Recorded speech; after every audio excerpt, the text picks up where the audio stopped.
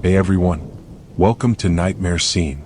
Before we begin, I'd love to know, which city are you listening from as you hear these spine-chilling stories? Leave a comment to let me know. Alright, now take a deep breath. Let's begin.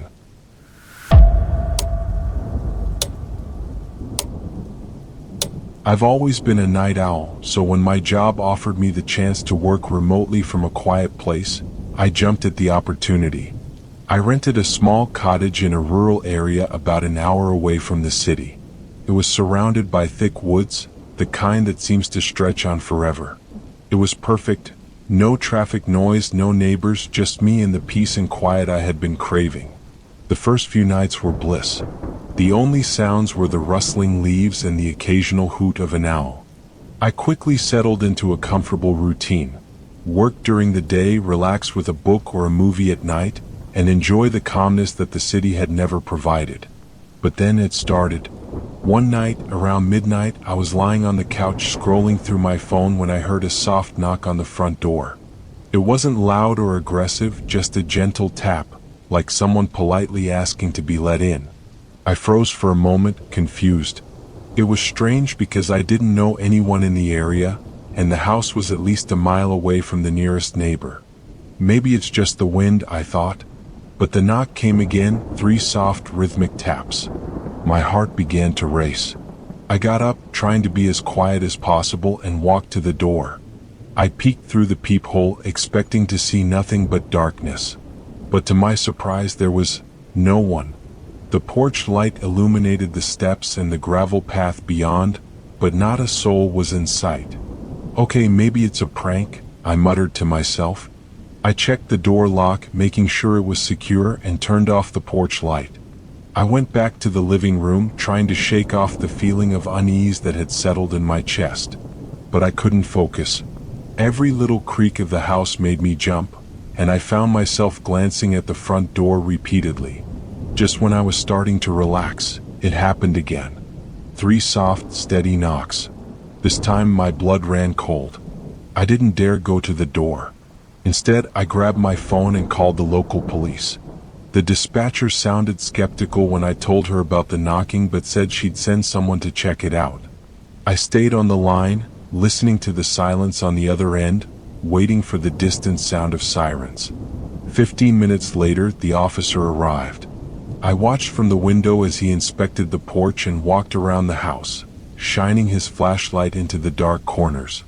Finally, he came to the door. No sign of anyone, he said with a shrug. Probably just kids playing pranks. It happens sometimes, especially in rural areas. But if it happens again, give us a call. I thanked him, but I couldn't shake the feeling that something was off. Kids playing pranks? At midnight, in the middle of nowhere?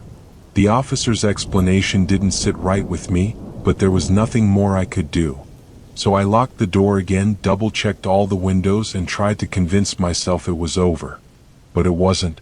The next night, it started earlier, around 11 p.m. I was in the kitchen making tea when I heard the familiar, gentle knocking. My stomach turned, and I felt the hairs on the back of my neck stand up.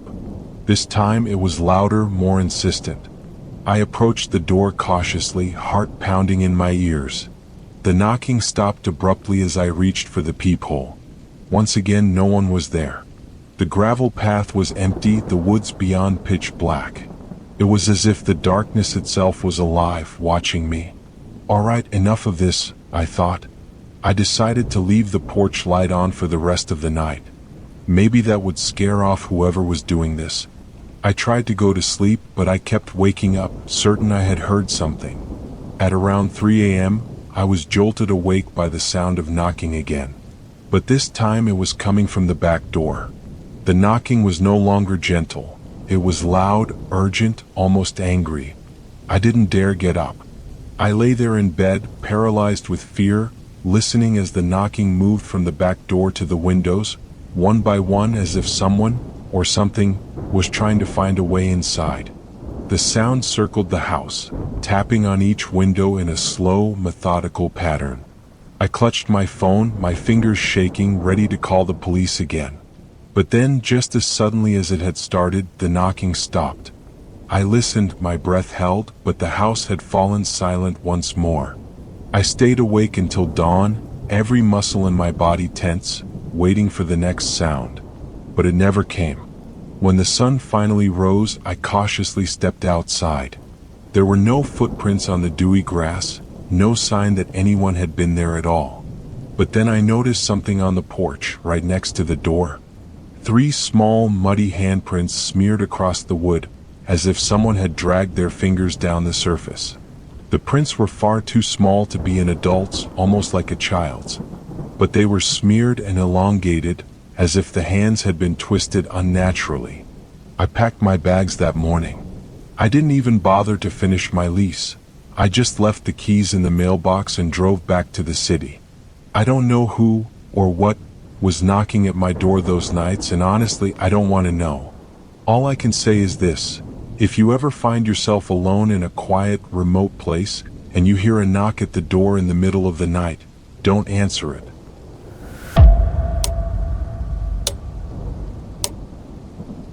I've always loved taking long, quiet drives late at night. There's something about the empty roads and the hum of the engine that calms me down. It was on one of these late-night drives, however, that I had an experience I'll never forget, and one that I wish had never happened. It was a Friday night, around 11:30 p.m., and I had just left my friend's house. I decided to take the scenic route home, driving through the countryside instead of sticking to the busy highway. The weather was clear, the moon bright, and the cool breeze from my slightly cracked window was refreshing. There were almost no other cars on the road, and I found myself relaxing into the drive. About 15 minutes in, I noticed a pair of headlights in my rearview mirror. At first, I didn't think much of it. It's not uncommon to see a car or two even on these back roads. But as the minutes ticked by, I realized the car behind me was getting closer, its headlights shining directly into my rearview mirror, almost blinding me. Maybe it's just someone trying to pass, I thought, so I slowed down a bit, moving slightly to the right to let the car go around me. But instead of passing, the driver slowed down as well, maintaining the exact same distance behind me. A chill ran down my spine. I tried to shake it off, telling myself I was overreacting. It was just a coincidence. Maybe they were headed in the same direction. But as I continued driving, I noticed something strange. The car would speed up whenever I did and slow down when I did. No matter how I adjusted my speed, they matched me perfectly. Now, fully on edge, I decided to test whether this was truly just a coincidence.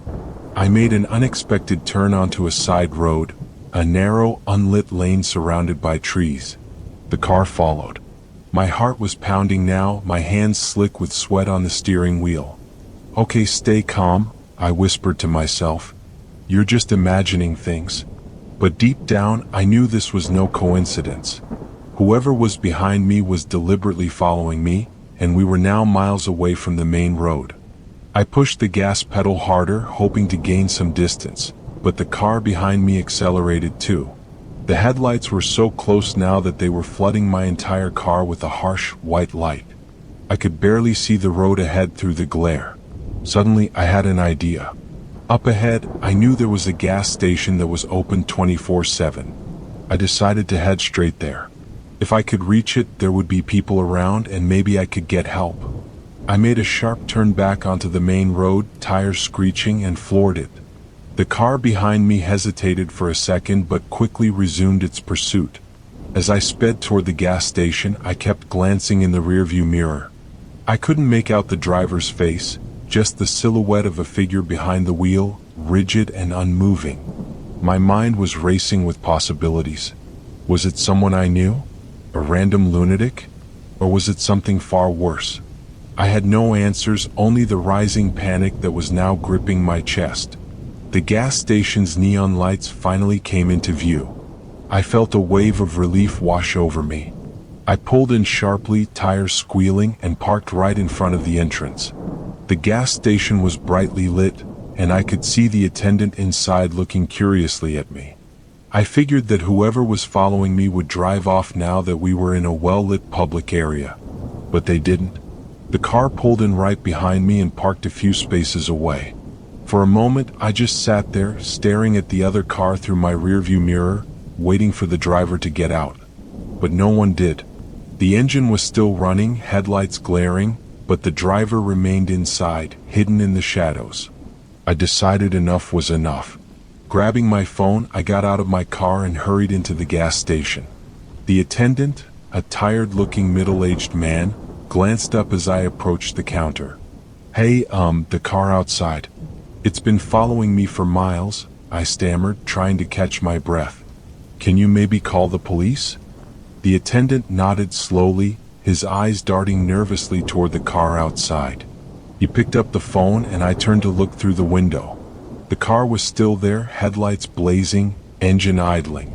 But just as the attendant started speaking into the phone, the car suddenly revved its engine and sped off, tires screeching. I felt a brief surge of relief, but it was short-lived. The attendant handed me the phone. "The police want to talk to you," he said. I explained the situation to the officer on the line, but without a license plate or any clear description of the driver, there wasn't much they could do. Feeling uneasy but somewhat safer, I waited at the gas station for another half hour before finally deciding to head home. The roads were empty now, and the ride was thankfully uneventful. But as I pulled into my driveway, the unease returned. My house was completely dark, the porch light I always left on was out. "Maybe it's just a blown bulb," I told myself as I stepped out of the car. But then I saw it, deep in the shadows of my front yard, two faint, glowing lights. At first I thought they were reflections, but as I squinted, my blood ran cold. It was the headlights of that same car, parked silently across the street, hidden in the darkness. Whoever it was, they had found my house. Panicking, I rushed inside, locking the door behind me. I peered through the window, but by the time I looked back, the car had vanished into the night as if it had never been there. I stayed up the rest of the night, peering through the curtains every few minutes, terrified they would return. To this day, I don't know who was following me that night or why. But sometimes, late at night, I think I can hear the faint sound of an engine idling somewhere in the distance. And every time I drive alone at night, I can't help but check my rearview mirror, just to make sure I'm truly alone. Because now I know, sometimes you're not.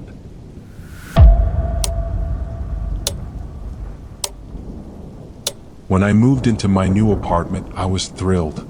It was a great deal. Spacious, quiet, and surprisingly affordable given its location near the city center. The building was old, with creaky wooden floors and exposed brick walls that added a certain charm. But it came with one small catch. It had a shared basement where tenants kept their storage items. I wasn't too concerned about it.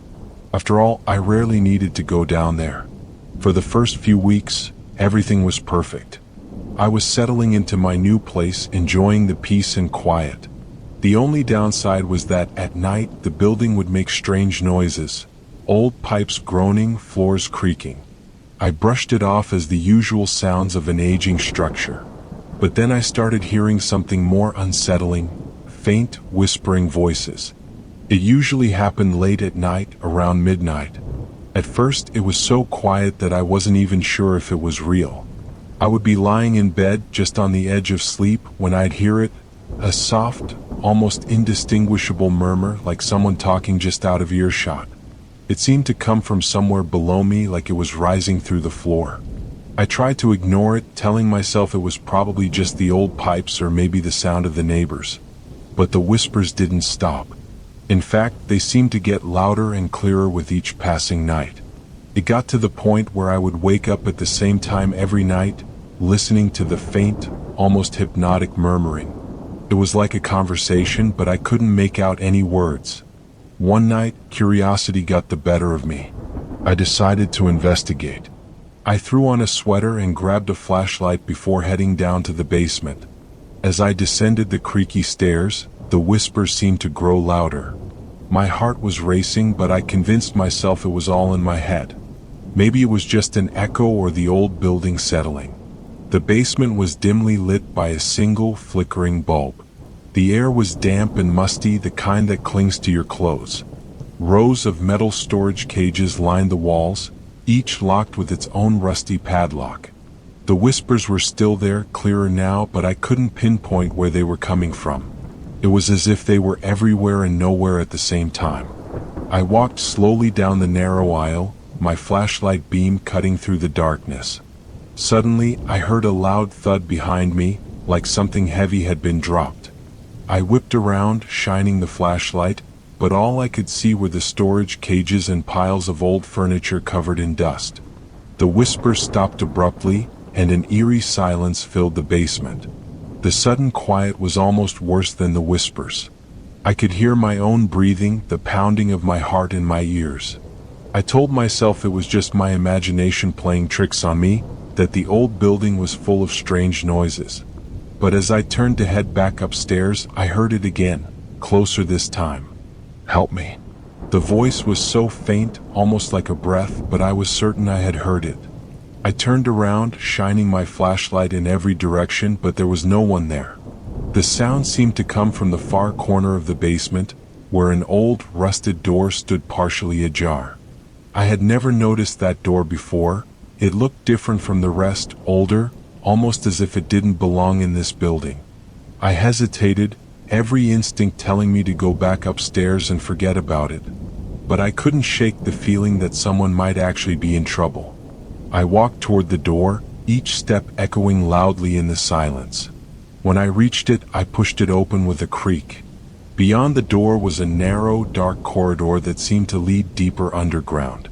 The air was colder here, and the smell of damp earth was overwhelming. The whispers had returned, louder and more frantic, as if whoever was speaking knew I was getting closer. I don't know what compelled me to keep going, but I felt like I was in a trance. I walked down the corridor, my flashlight flickering as if the batteries were dying. The whispering was all around me now, a cacophony of voices overlapping each other, pleading, crying, some even laughing hysterically. It was like I had stepped into another world, one that was dark and twisted. Suddenly, my flashlight went out, plunging me into complete darkness. I was frozen in place, my breath coming in shallow gasps. The whispers were deafening now, surrounding me on all sides. I could feel the cold, damp air brushing against my skin, almost like invisible hands reaching out to touch me. I turned to run, but in the pitch black, I stumbled and fell to the ground. As I scrambled to get up, I felt something cold and clammy brush against my ankle. I kicked out in panic, managing to free myself. The whispers turned into screams, and I bolted back down the corridor, slamming into the walls as I tried to find my way back to the door. When I finally burst through the basement door into the stairwell, the whispers stopped. Everything was silent again, as if nothing had ever happened. I ran up the stairs and locked myself in my apartment, my hands shaking uncontrollably. I barely slept that night. When the sun finally rose, I went down to the basement again, this time in the safety of daylight. But the old door at the end of the basement was gone. I checked every corner, but there was no sign of the narrow corridor I had walked down, no sign that it had ever existed. I asked my neighbors if they had ever heard strange noises at night, but they all just looked at me like I was crazy.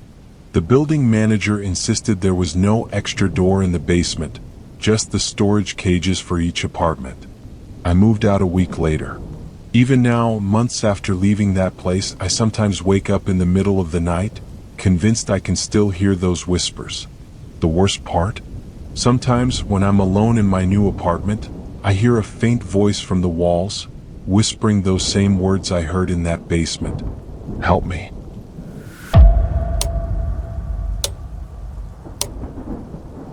I'm not the kind of person who scares easily. I've always prided myself on keeping a level head, even in stressful situations. But what happened a few months ago still haunts me, making me question everything I thought I knew about reality. It all started with a text message from an unknown number. It was a Tuesday night, and I was getting ready to unwind after a long day at work. As I settled onto the couch, my phone buzzed with a notification.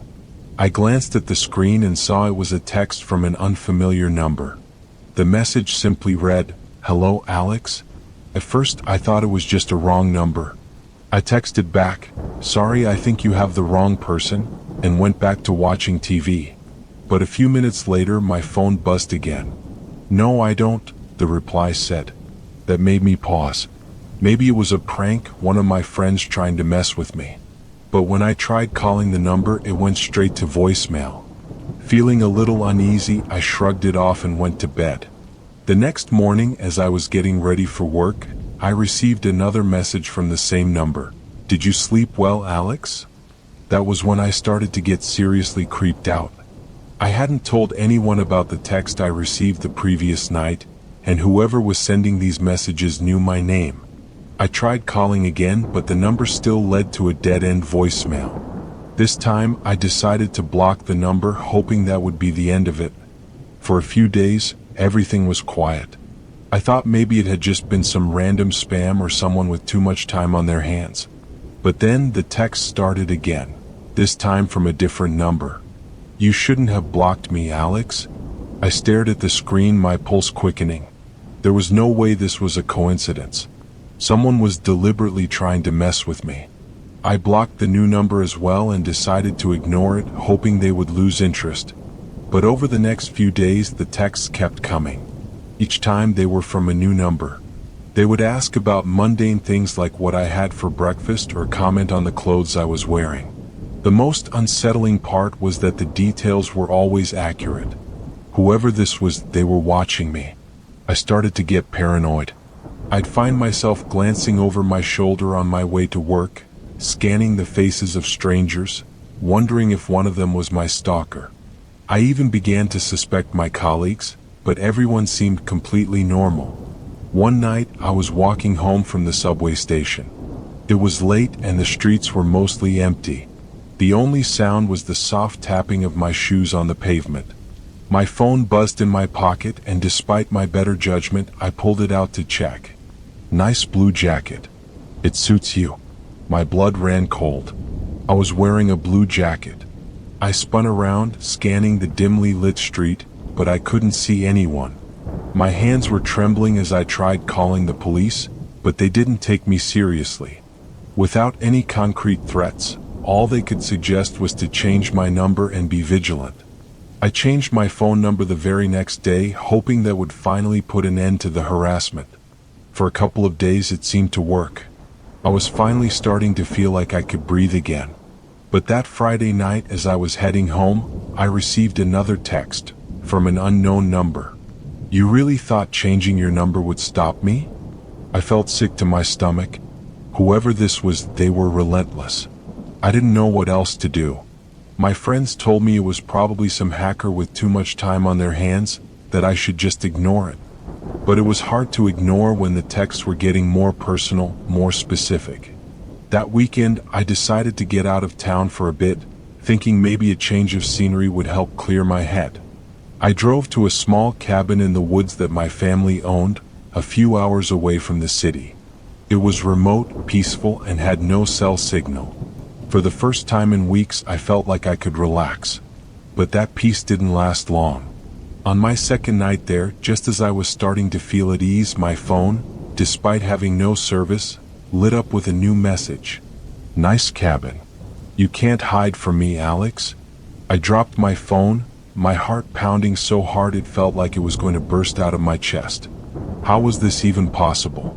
I had no signal, and yet the messages were still coming through. In a panic, I ran to the front door and locked it, making sure all the windows were secured. The cabin was surrounded by darkness, the only light coming from the dim bulbs inside. I turned off every light, hoping that maybe, just maybe, whoever was watching would lose sight of me. But then my phone buzzed again. I didn't want to look, but I couldn't stop myself. "I see you." I felt a scream rising in my throat. I dropped to the floor, crawling away from the windows. I tried to think rationally. There had to be some explanation. But my mind was clouded with fear. I stayed crouched in the dark for what felt like hours, waiting for some sign of movement outside. But everything was eerily silent.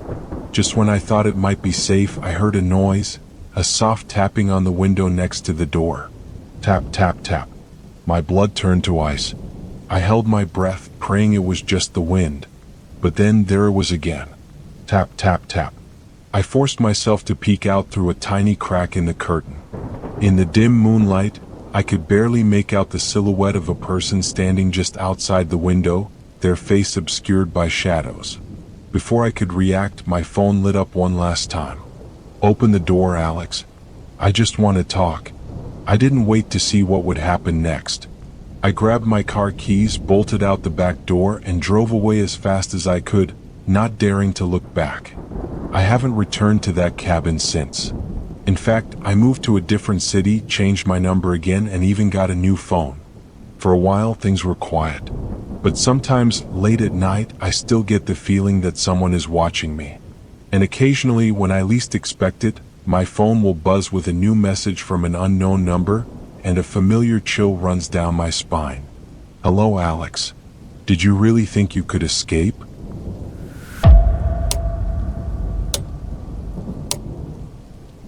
I've always been an avid hiker. There's something about getting lost in the woods, away from the noise and chaos of the city, that brings me a sense of peace.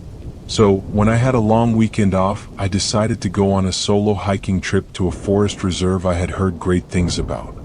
It was a popular spot, but with most people away for the holidays, I figured the trails would be quiet. I arrived at the trailhead early in the morning, the air crisp and the sky clear. The forest was breathtaking, a sea of towering pine trees and winding paths that disappeared into the greenery.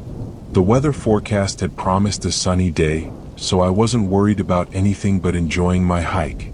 The first couple of hours were perfect. The only sounds were the crunch of leaves beneath my boots and the occasional rustle of small animals in the underbrush. I was completely alone, and that was exactly how I wanted it. Around noon, I reached a fork in the trail. I pulled out my map to check which path would lead me deeper into the forest. The left trail was clearly marked, well-trodden, and familiar from the guidebooks I had read.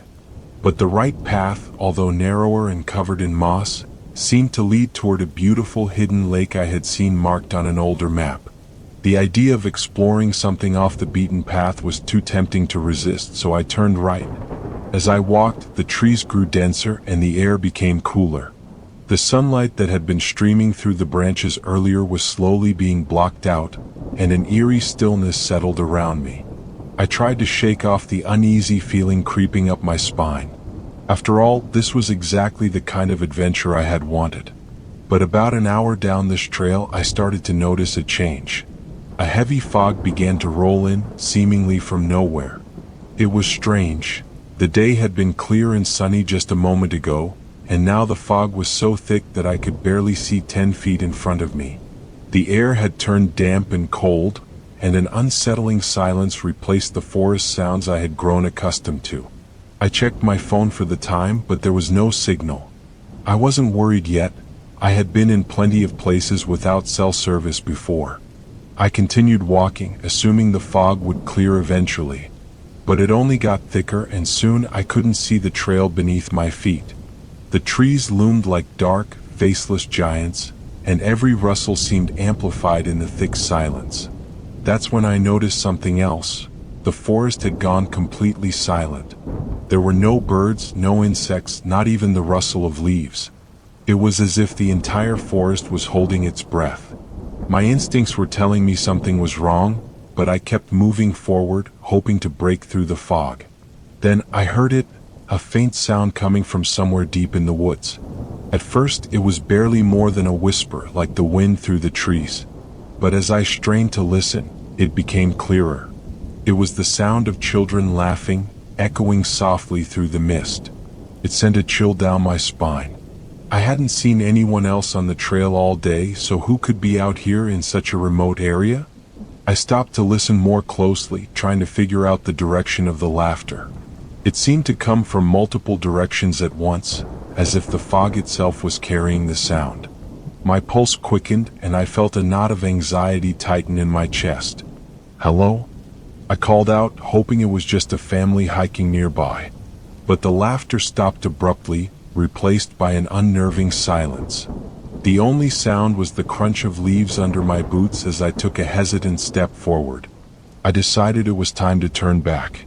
I had clearly taken a wrong turn somewhere, and the last thing I wanted was to be lost in the woods as night fell. But as I turned around, I realized I couldn't see the path I had come from. The fog had swallowed everything, turning the forest into an endless sea of gray. I tried to retrace my steps, but every direction looked the same. Panic began to set in.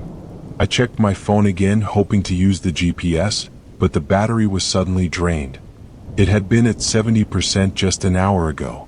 Now it was completely dead. I cursed under my breath and tried to stay calm. As I stumbled through the fog trying to find the trail, I noticed something strange. The trees around me were changing. They were twisted, almost grotesque, with gnarled branches that seemed to reach for me. The laughter started again, closer this time, but now it was mixed with whispers, soft, unintelligible voices that seemed to be speaking directly into my ear. "Turn back," a voice seemed to hiss, though when I turned around, there was nothing but fog. I started running, my breath coming in ragged gasps. I didn't know where I was going, I just needed to get away from those voices. The laughter, the whispers, they were everywhere, closing in on me.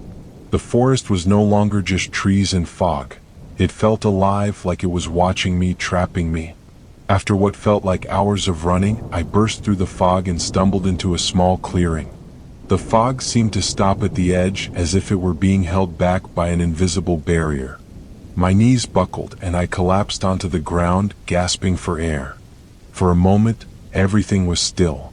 I looked around, trying to orient myself. In the center of the clearing, there was an old, rotting signpost. As I approached it, I saw that the words were faded, almost illegible. But I could just make out a single word: welcome. Before I could process what it meant, the fog began creeping back in, slowly closing around the clearing like a predator stalking its prey. The whispers were louder now, almost deafening, and I felt a presence behind me, cold, breathy, like someone was standing inches away watching me. Without looking back, I bolted. I don't know how I found my way, but somehow I stumbled back onto the main trail and ran until I saw the trailhead. My car was still parked where I had left it, and I threw myself into the driver's seat, speeding away without looking back. I haven't gone hiking since that day. I can't explain what happened in those woods, and I don't want to. But sometimes, late at night, when everything is quiet, I can still hear that faint, echoing laughter in the distance. I don't know what it was or what it wanted, but whatever it was, it's out there waiting in the fog. And I'm never going back to find out.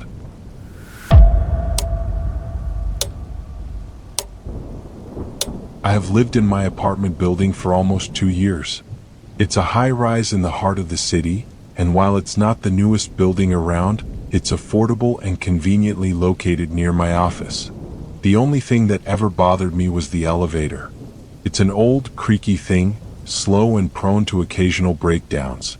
But I had grown used to it, until one late night changed everything. That evening, I was working late at the office.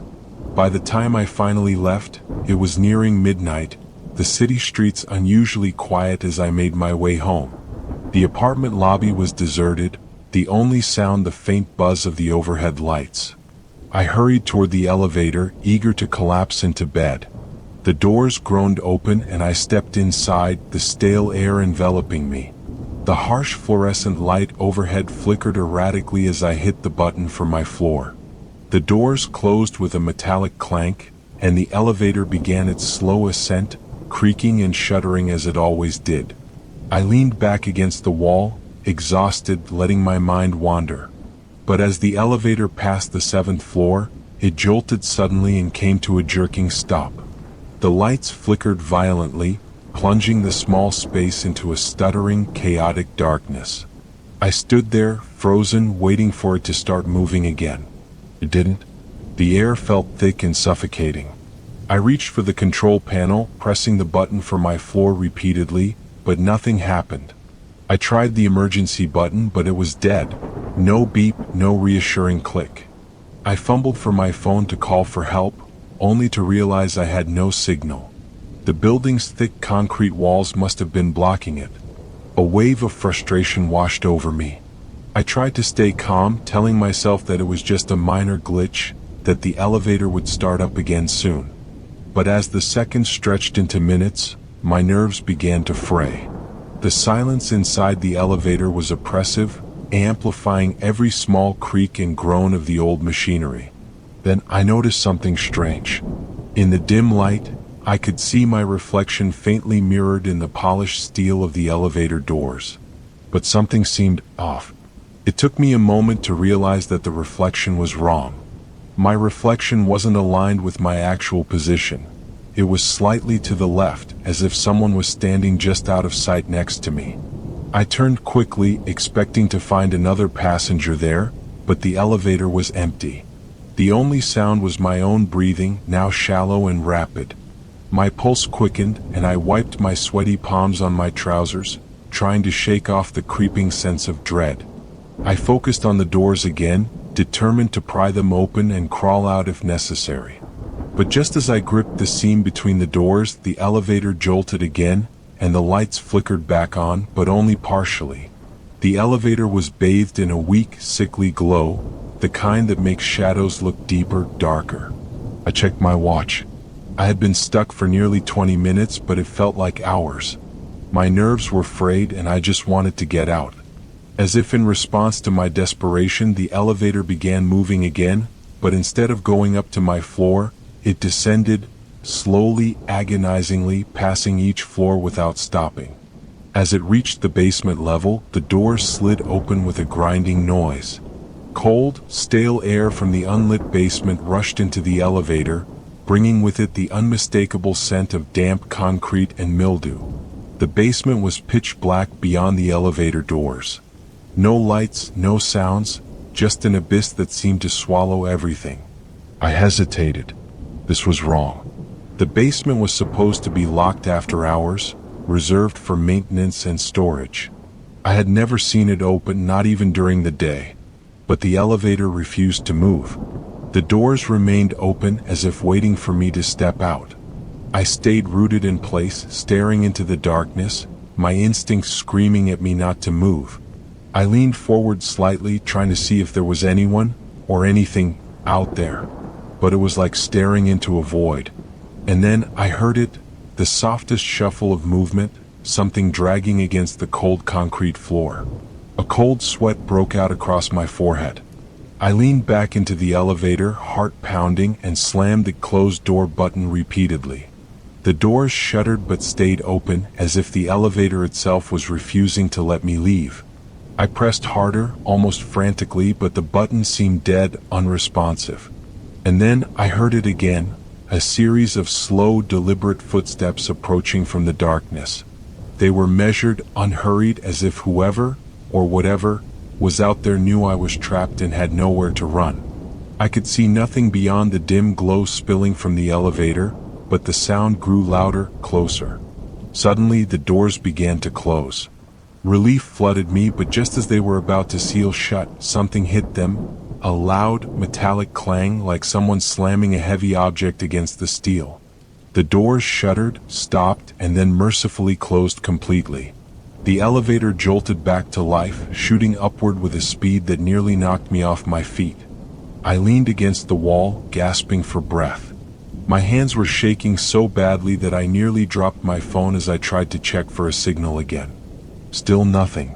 The elevator ascended rapidly, passing my floor entirely, climbing higher and higher. I frantically pressed the buttons, trying to make it stop, but it was as if the controls had been overridden. When the elevator finally came to a stop, it was at the topmost floor, 18th. The doors opened to reveal the dimly lit hallway that I recognized as the one leading to the rooftop access. The hallway was empty, eerily quiet, but I had no intention of stepping out. I stayed inside, hoping the doors would close again and take me back down. But then, just as the doors were about to shut, I saw it, a shadow moving swiftly across the far end of the hallway, darting toward the elevator. My heart leapt into my throat, and I desperately mashed the closed door button. This time the doors responded, sliding shut just as the shadow reached them. The elevator began its descent again, slower this time, the lights flickering weakly. When it finally stopped on my floor, I practically stumbled out, my legs weak and trembling. I ran down the hall to my apartment, fumbling with the keys, my entire body shaking. I filed a complaint with building management the next day. They dismissed it as a technical malfunction, promising to have the elevator inspected. But I knew what I had experienced. I started using the stairs after that, no matter how many floors I had to climb. But sometimes late at night, I can still hear the faint sound of those footsteps, echoing up the stairwell. And I know whatever was down there in that basement, it hasn't gone away.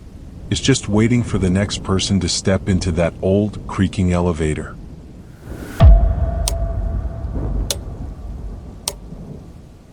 When I moved into my new apartment, I thought I had finally found a place where I could feel at ease. It was in a quieter part of town on the 5th floor of a 7-story building. The rent was reasonable, and the view of the park across the street was an added bonus. The neighbors kept to themselves, which suited me perfectly. I had been living there for about 2 months when things started to go wrong. At first, it was just a faint noise that I noticed late at night. A soft, repetitive sound like someone tapping on a wall. I assumed it was a neighbor hanging pictures or maybe just rearranging furniture. I didn't think much of it, though it was odd how the sound always seemed to start around the same time, just past midnight. Over the next few days, the noises persisted, growing louder and more erratic. What started as faint tapping turned into heavier thuds and dragging sounds. It came from the apartment directly next to mine, Unit 504. I hadn't met the tenant living there, and I rarely saw anyone entering or leaving. The door to 504 always seemed closed and dark, even during the day. One night, the noises woke me up again, but this time it was different. It sounded like something heavy being dragged across the floor, followed by a loud crash like furniture being overturned. I lay in bed, heart pounding, staring up at the ceiling. I tried to ignore it, thinking maybe it was just the resident doing some late-night cleaning or moving things around. But as the hours ticked by, the sounds became more unsettling. There was a rhythmic scraping, like nails being dragged across the wall, and then an eerie silence that made the hairs on my neck stand up. I could hear faint, muffled noises, almost like someone pacing back and forth. The next morning, I decided to ask the building manager about my neighbor. He shrugged and told me that Unit 504 was rented out, but he hadn't seen the tenant in weeks. I asked if anyone had complained about the noises, but he just gave me a nonchalant smile, suggesting the old building was simply settling. But something didn't feel right. Those noises were too deliberate, too human. Determined to put my mind at ease, I tried to forget about it and go on with my routine. But that night, as I was preparing for bed, the noises returned, louder, more intense. This time it wasn't just tapping or dragging. It sounded like someone pounding on the walls, followed by muffled thuds, like objects being thrown against the floor. I pressed my ear to the wall, trying to make sense of the chaos on the other side. I could hear shuffling, almost as if someone was frantically moving things around. And then, without warning, a loud crash echoed through the wall so forcefully that it made the picture frames in my apartment rattle. The sound stopped abruptly, plunging everything into an eerie silence. I tried to sleep, but my mind was racing. What was happening next door? I couldn't shake the feeling that something was terribly wrong. The thought crossed my mind to call the police, but what would I tell them? That my neighbor was making strange noises in the middle of the night? It seemed ridiculous, especially since I had never even seen the person who lived there. The next day I came home from work and noticed something odd. The hallway outside my door smelled faintly of something metallic and sour, like rust or blood. The odor seemed strongest near the door of Unit 504. I stared at the door for a moment, debating whether to knock, but my courage faltered. I turned away, trying to convince myself it was just my imagination. That night, I heard the noises again, but this time they were more frantic. There were rapid footsteps, a loud bang like something heavy had hit the floor, followed by what sounded like gasping or wheezing. My heart was pounding, adrenaline coursing through me. It no longer felt like just noise, it sounded like someone in distress. Unable to ignore it any longer, I made a decision. I grabbed a flashlight and headed into the hallway.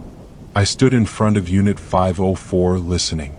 The noises had stopped, but the unsettling smell was stronger now, almost overpowering. I hesitated, then reached out to knock on the door. But before my knuckles could touch the wood, I heard a faint sound on the other side. A soft rustle, like someone was standing just behind the door waiting. I froze, my hands suspended in midair. The silence that followed was suffocating, and I realized whoever was in there was listening to me just as intently. My instincts screamed at me to get away, but my curiosity was stronger. I pressed my ear to the door, straining to hear any movement. The sound that came next sent a chill down my spine. A slow, deliberate scraping noise, like someone dragging something heavy across the floor, directly toward the door where I was standing. I stepped back, heart racing, just as the scraping stopped. The door to 504 creaked slightly, as if it was being nudged open from the inside, but it never fully opened. In a panic, I turned and hurried back to my apartment, locking the door behind me. I leaned against it, trying to catch my breath, ears straining for any sign that whoever, or whatever, was on the other side had followed me. Minutes passed, then hours, and nothing happened. The hallway was silent. I convinced myself it was all in my head, fueled by exhaustion and anxiety. But just as I started to calm down, a soft thud echoed from the wall separating my apartment from Unit 504, followed by another scraping sound. It was slower this time, almost as if taunting me. The next morning I couldn't take it anymore. I went to the building manager again, insisting that something was wrong in Unit 504. He seemed annoyed but agreed to check it out with me. Together we walked to the door. He knocked, called out, but there was no response. Finally, he used his master key. When the door swung open, the smell hit us like a wall. The apartment was a mess. Furniture overturned, items scattered everywhere. But the strangest part was that it was completely empty. There was no sign of a tenant, no personal belongings, just a chaotic, abandoned space. The windows were shut tight, the air thick with that awful smell. We searched the place, but there was no indication that anyone had been living there for weeks. The building manager was baffled, but I knew what I had heard. Those frantic noises, the heavy dragging. As we left, I glanced back into the darkened apartment, half expecting to see a shadow move. But there was nothing. I moved out a week later, unable to stay in a place where the walls seemed to whisper secrets I couldn't understand. Even now, months later, I still find myself waking up in the middle of the night, listening for those strange sounds. Because sometimes, when I'm alone in my new apartment, I think I can still hear that faint, rhythmic tapping.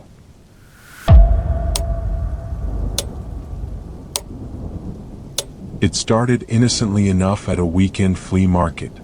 I was wandering through rows of old furniture, dusty books, and forgotten knickknacks when I came across an old, battered suitcase. Its leather exterior was worn, the metal clasps tarnished, but it had a certain vintage charm. The vendor assured me it was sturdy and had plenty of storage space, perfect for the upcoming trip I was planning. It was cheap too, a bargain I couldn't pass up. I brought the suitcase home and tossed it into the corner of my bedroom, planning to pack it later. For a few days it sat there, untouched, blending into the clutter of my apartment. I was busy with work, so I hardly paid it any attention. But after a while, I started to notice an odd smell lingering in my room, a faint, musty odor that I couldn't quite place. At first, I thought it was just the scent of old leather, something that would fade with time. The smell didn't fade. In fact, it seemed to grow stronger each day, filling the room with a heavy, almost metallic tang. I searched everywhere for the source, under the bed, in the closet, even behind the furniture, but found nothing. Finally, I realized the smell was strongest near the suitcase. I knelt down, inspecting it more closely, and noticed something I hadn't before. There was a faint, dark stain along the seams, like something had seeped out from the inside. Feeling a growing sense of unease, I decided to open the suitcase. The clasps creaked as I pried them apart, and the smell hit me like a wave. It was overpowering now, like a mix of rotting wood and rusted metal. Inside, there was nothing but a few scraps of paper and a thick layer of dust. but the smell was so intense it made my eyes water. I shut the suitcase quickly, telling myself it was just old mildew trapped in the fabric. I left it on my balcony to air out, hoping that would solve the problem. For a while it seemed to work. The smell in my apartment dissipated, and I almost forgot about the suitcase. But a few nights later, as I lay in bed, I was jolted awake by a faint noise, a soft, rhythmic thumping coming from the direction of the balcony. At first, I thought it was the wind knocking something over, but when I got up to check, everything outside was still. I moved the suitcase back inside, convinced the smell would have faded by now. But as soon as I brought it into the apartment, the stench returned, stronger than ever. Worse yet, I started noticing something else. The faintest hint of a dark, oily substance leaking from one of the corners. I cleaned it up, but the stain kept coming back no matter how much I wiped it away. The smell began to seep into everything, my clothes, my furniture, even the air itself. It clung to me, making it impossible to escape. I became increasingly paranoid, convinced that the suitcase was the source of something far worse than just a bad odor. I decided to get rid of it. I carried it to the building's garbage chute and shoved it down with a sense of relief. But that relief was short-lived. The next morning, as I left for work, I found the suitcase sitting at my front door, the dark stain now larger and more pronounced. My hands trembled as I carried it back inside. I told myself someone must have seen it in the trash and thought it was mistakenly thrown away, but deep down, I knew that wasn't the case. I tried to ignore it, but the noises began again that night. This time, it was louder, persistent, like a series of muffled knocks coming from inside the suitcase. I tried to drown it out with music, with the TV, but it was relentless. The smell was now unbearable, filling every corner of my apartment. I couldn't sleep, couldn't concentrate. It was as if the suitcase was demanding my attention. Desperate, I decided to take it far away from my apartment.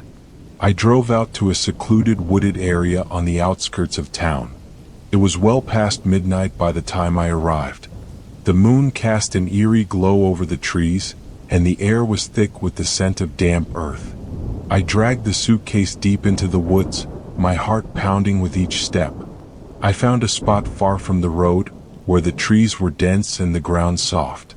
I dug a shallow hole with my bare hands, shoving the suitcase in and covering it as best as I could. I stood there, covered in sweat and dirt, breathing heavily but feeling a strange sense of relief. It was finally over, or so I thought. 2 days later, I returned home from work to find the smell was back. Not faint this time, but overwhelming, as if the entire apartment had been soaked in that pungent, metallic odor. My stomach turned as I opened the door to my bedroom. There, in the corner where I had first placed it, was the suitcase. The stain had spread, now covering most of the surface, and the soft thumping had returned, slow, deliberate, like the beating of a heart. Panicking, I grabbed a knife from the kitchen. If there was something inside, I was going to find out, no matter how disgusting it might be. I slashed at the seams, tearing the fabric apart, expecting to find rotting clothes or some old forgotten junk. But when the suitcase finally gave way, I found it completely empty. There was nothing inside, no hidden compartment, no source for the smell. Just an empty, hollow space. But the stench was as strong as ever, and the rhythmic pounding continued, coming from everywhere and nowhere all at once. That night, I slept on the floor of my living room, far away from the suitcase. But the sounds followed me. The thumping grew louder, more frantic, as if something was trying to get out. The smell intensified, suffocating me even as I covered my nose and mouth. In the early hours of the morning, I could no longer take it. I grabbed the suitcase, drove to the nearest bridge, and threw it into the river, watching it sink beneath the dark water. But I knew as soon as I turned away that it wasn't over. The smell was still on my clothes, in my hair, clinging to my skin. And in the silence of my car as I drove away, I could still hear it, the faint rhythmic thumping echoing from the depths of the river. Even now, weeks later, I catch a whiff of that smell when I least expect it. And sometimes, in the dead of night, I wake up to the sound of that steady, relentless pounding. I know it's only a matter of time before the suitcase finds its way back.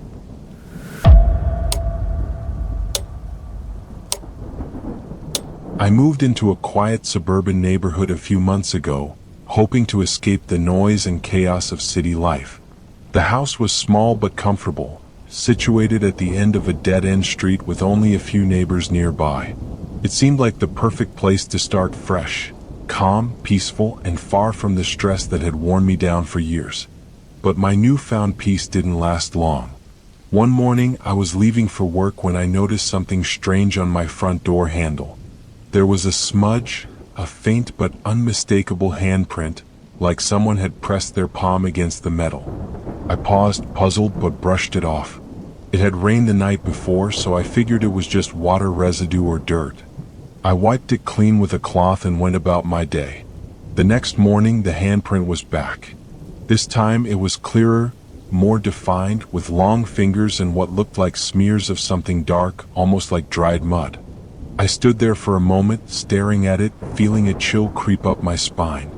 I lived alone, and the houses around me were mostly vacant, as my neighbors were away on vacation. Trying to ignore the uneasy feeling, I wiped the handle again and hurried off to work. But that night, as I returned home, I noticed something even stranger. The same handprint had reappeared, but now it was smeared downward, as if someone had gripped the handle and slowly dragged their hand down. The smudges were darker, almost like dried blood. I tried to convince myself it was just a prank, maybe some kids messing around. But who would come all the way down a dead-end street just to play a prank on a random house? And why would they do it every day? The thought gnawed at me, but I tried to push it aside, telling myself I was being paranoid. Over the next week, the handprints became a daily occurrence. Every morning, there they were, fresh and dark, no matter how often I cleaned them. I even installed a small camera above the door, hoping to catch whoever was responsible. But every time I checked the footage, all I saw were empty frames. The handprints would simply appear overnight, without a single figure approaching the door. Then one night, the noises started. I was lying in bed, half asleep, when I heard it, a faint rhythmic tapping coming from the front door. At first, I thought it was the wind or a tree branch scraping against the house. But as I listened, the sound became more deliberate, almost like someone was gently knocking, not with their knuckles but with their fingertips, dragging them slowly down the door. I stayed in bed, my heart pounding. I didn't dare move, didn't dare breathe too loudly, afraid that whatever was outside might hear me. The tapping continued for what felt like hours, then abruptly stopped. Silence filled the house again, but sleep was impossible. My mind was racing, trying to make sense of what was happening. The next morning, I found not just one handprint on the door handle, but several, each one overlapping the last, as if someone had been gripping the handle repeatedly throughout the night. This time, the marks were darker, almost oily, and the smell was foul, like something rotting. I checked the camera footage again, desperate for answers. But just like before, there was nothing. No movement, no shadows, nothing to explain how the handprints kept appearing. The camera had captured only darkness and the occasional flicker of a passing car's headlights. That day, I decided to take more drastic measures. I bought a stronger lock, added a deadbolt, and even placed a heavy piece of furniture in front of the door before going to bed. But deep down, I knew it wasn't going to stop whatever was causing those handprints. That night, the tapping returned, but this time it was louder, more aggressive. It sounded like nails scraping against the wood, as if someone was desperately trying to claw their way inside. My heart raced and I could feel a cold sweat trickling down my neck. I stayed perfectly still, hoping it would stop. But then I heard it, a soft, metallic rattle. The doorknob was turning, slowly, almost cautiously, as if whoever was on the other side was testing the new locks. I could hear the faint creak of the door straining against the deadbolt. I held my breath, praying that it would hold. After what felt like an eternity, the rattling stopped, followed by silence. I stayed awake until dawn, afraid to move, my eyes glued to the door. When the first light of morning seeped through the windows, I cautiously approached the door, my legs trembling. The handprints were there again, darker than ever, smeared all over the handle and down the wood, as if someone had been frantically trying to force their way inside. I couldn't take it anymore. I decided to call the police, hoping they could offer some explanation. 2 officers came by later that afternoon. They inspected the door, took photos, and assured me they would keep an eye on the area. But deep down, I could see the disbelief in their eyes. To them, it was just another report from a paranoid homeowner. That night, I didn't sleep. I stayed in the living room with all the lights on, my phone clutched in my hand, ready to call for help at the slightest noise. Hours passed in tense silence, but just as I was beginning to think the worst was over, the tapping started again. This time it was different, more desperate, almost frenzied. The entire door shook as if something was throwing itself against it. The rattling was louder, more violent, and I could hear the wood starting to splinter under the pressure.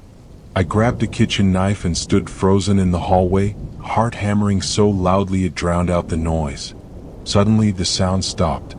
The silence was deafening, broken only by the sound of my own ragged breathing.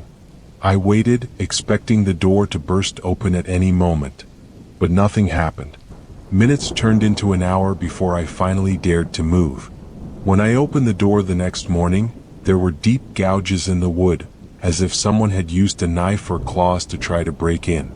The handprints were everywhere now, overlapping each other in a chaotic mess, covering the handle, the doorframe, even the porch. I packed my things and left that day, abandoning the house without looking back. I didn't care about the deposit or the rent I had paid.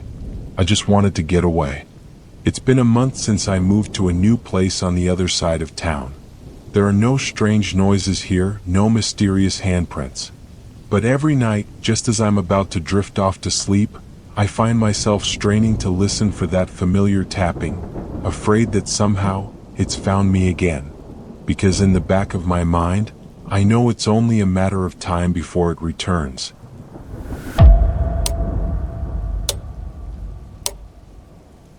I had recently taken up a new job as a night shift security guard at a small hospital on the outskirts of town. It wasn't my first choice, but the pay was decent and I figured it would be an easy gig. Mostly walking the halls, checking that the doors were locked, and keeping an eye on the surveillance monitors. The hospital was relatively quiet at night, with only a few patients in the wards and a skeleton crew of nurses. The first few nights were uneventful, just as I had hoped. The halls were dimly lit, and the silence was occasionally broken by the beeping of distant medical equipment or the soft shuffle of nurses making their rounds.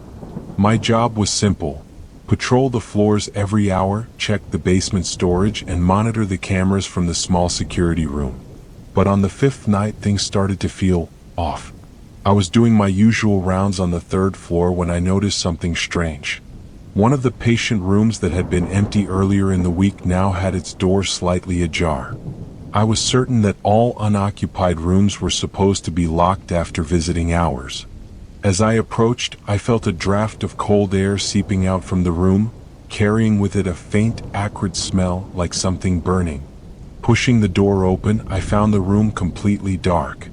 The bed was neatly made, untouched, with no signs of recent use. But there was a strange, almost oily residue on the floor near the bed, glistening under the dim light from the hallway.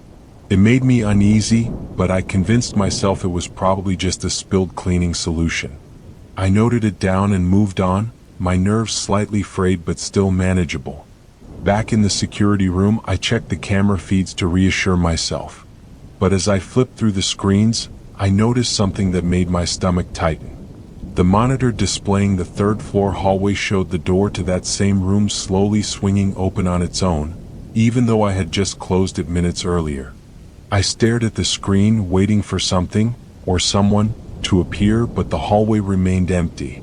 Trying to shake off my discomfort, I headed back upstairs to check. When I reached the 3rd floor, the door was indeed open again, the cold draft stronger this time.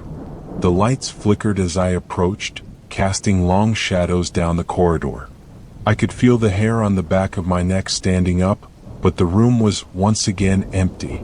The residue on the floor had spread, trailing out into the hallway like something had been dragged. From that point on, the atmosphere in the hospital changed. The usual hum of the fluorescent lights and the distant buzz of medical equipment seemed to take on a more sinister tone. Each time I passed that room on my rounds, the door was either ajar or completely open, no matter how many times I secured it. And each time, that acrid smell seemed to grow stronger. A few nights later, as I was making my way down to the basement to check the supply rooms, I started to hear faint sounds, something that almost resembled footsteps echoing off the cold concrete walls. At first, I assumed it was one of the nurses fetching supplies. But as I descended further, the sound grew louder, turning into a slow, dragging shuffle. I paused at the bottom of the stairs, peering into the dimly lit corridor that led to the storage rooms. The air was colder here, and the fluorescent lights flickered overhead. The sounds continued, steady and unhurried, as if someone was moving just beyond the range of the lights. I gripped my flashlight tighter, every instinct screaming for me to turn back, but I forced myself to keep going. As I walked down the corridor, the shuffling stopped. The only sound was the echo of my own footsteps and the distant hum of the building's old ventilation system. But then, just as I reached the last storage room, I heard a soft click behind me. I turned around to see the door to the stairwell slowly closing on its own. Now I was trapped in the basement. My heart began to pound as I tried the handle, but it wouldn't budge. I was certain it hadn't locked behind me when I came down. The cold air seemed to press in around me, the smell of something burnt now almost overpowering. I hurried to check the other doors, but they were all locked tight, despite having been left open earlier. Just then, the lights flickered and went out completely, plunging the basement into darkness. My flashlight flickered, its beam weak and unreliable. I could feel my pulse racing, my breath quickening in the freezing air. In the pitch black, the dragging sound returned, louder now, closer. It was as if whatever had been making that noise was slowly circling me, just out of reach of my faltering light. I tried to radio the nurse's station, but all I got was static. The footsteps stopped abruptly, replaced by a different sound, a soft, rhythmic tapping, like someone drumming their fingers against the metal shelving. The tapping grew louder, echoing off the concrete walls, coming from multiple directions at once. It was as if I was surrounded. Panic set in, and I sprinted toward the far end of the corridor where an old service door led to the loading dock. I slammed into it, praying it wasn't locked. It gave way with a groan, and I stumbled out into the cold night air, gasping for breath. I turned to look back, expecting to see someone, or something, emerging from the shadows. But the doorway was empty, the tapping sound suddenly gone. I didn't finish my shift that night. I drove home, hands shaking on the wheel, trying to make sense of what had happened. I called in sick the next day and then quit the job entirely. I couldn't shake the feeling that if I had stayed in that basement any longer, I might not have made it out at all. Weeks later, I heard through a former coworker that the hospital was shutting down part of the third floor for renovations, citing water damage and electrical issues. They said nothing about the strange noises or the unexplained incidents, but I know what I experienced wasn't just in my head. Now, every time I pass by an old hospital or hear the hum of fluorescent lights, I can't help but remember that cold, dark basement. Sometimes, late at night, I still hear that slow, rhythmic tapping in my dreams, like something, or someone, is still trying to find its way out.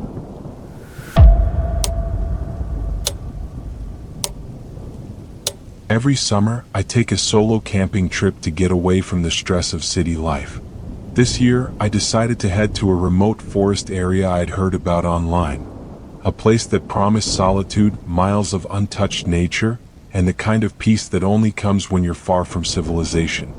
I packed my gear, drove for hours along winding mountain roads, and eventually reached the secluded campsite nestled deep within the woods. The place was perfect. Tall, dense trees surrounded me on all sides, their leaves rustling softly in the breeze. The only sounds were the chirping of birds and the occasional snap of a twig underfoot.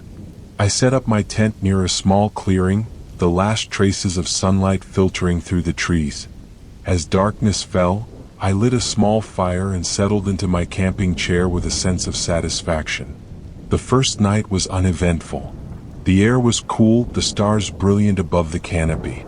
I could hear the distant howl of a coyote, but otherwise the forest was silent. I drifted off to sleep easily, feeling more relaxed than I had in months. It was on the second night that things took a turn. I had turned in early, exhausted from a day of hiking. The fire had burned down to embers, and the only light came from the faint glow of the moon through the treetops. I was drifting in and out of sleep when a sound jolted me awake, a faint, whispering voice coming from the darkness beyond my tent. At first I thought I was imagining it, but as I lay there holding my breath, the whispering continued. It was low, almost like someone was muttering just outside the thin fabric of my tent. I couldn't make out any words, just a soft, rhythmic murmur that sent a chill down my spine. My mind raced, trying to rationalize it. Maybe it was the wind or the distant sound of a stream. But deep down I knew it wasn't either.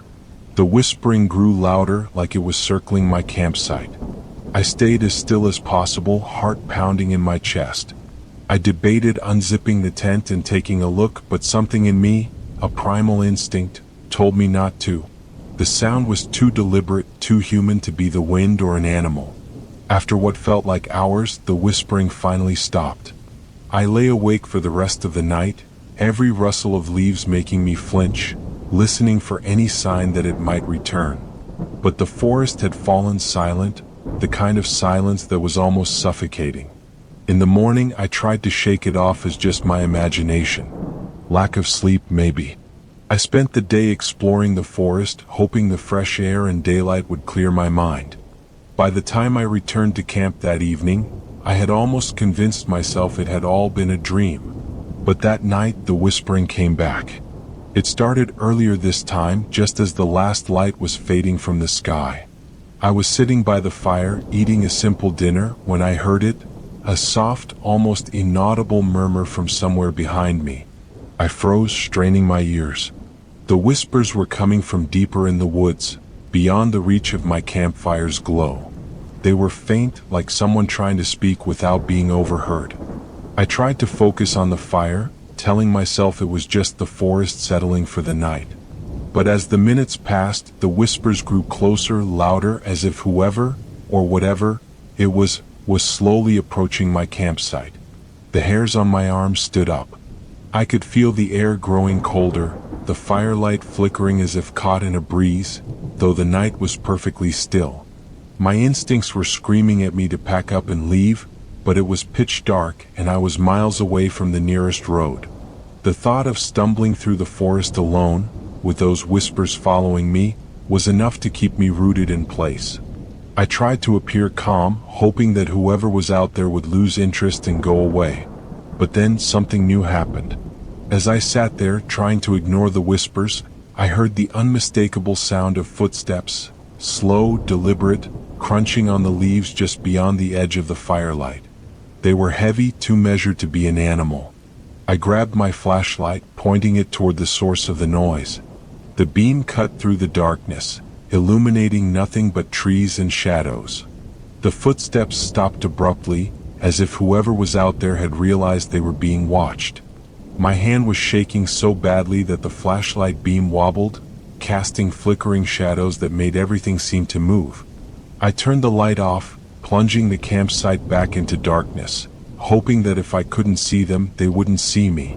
For a long moment, everything was still. The forest was so silent that the sound of my own breathing seemed deafening.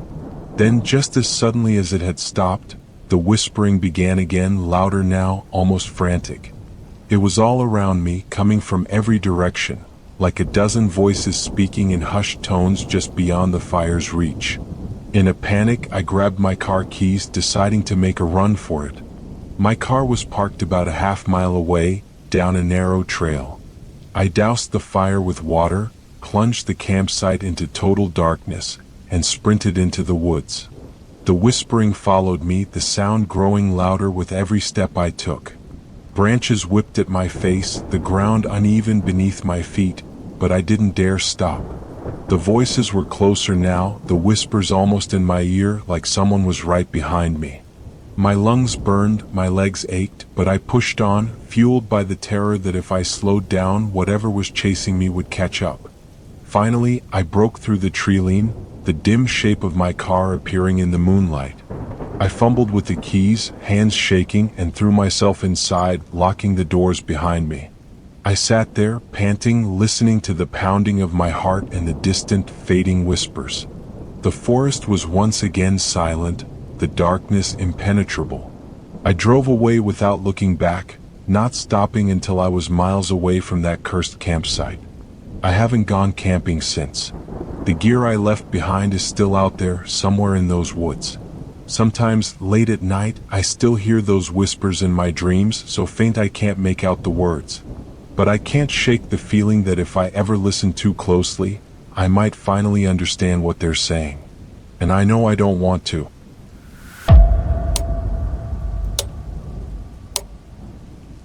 I've always been a night owl, so late-night drives had become a habit of mine, a way to clear my mind after long, stressful days.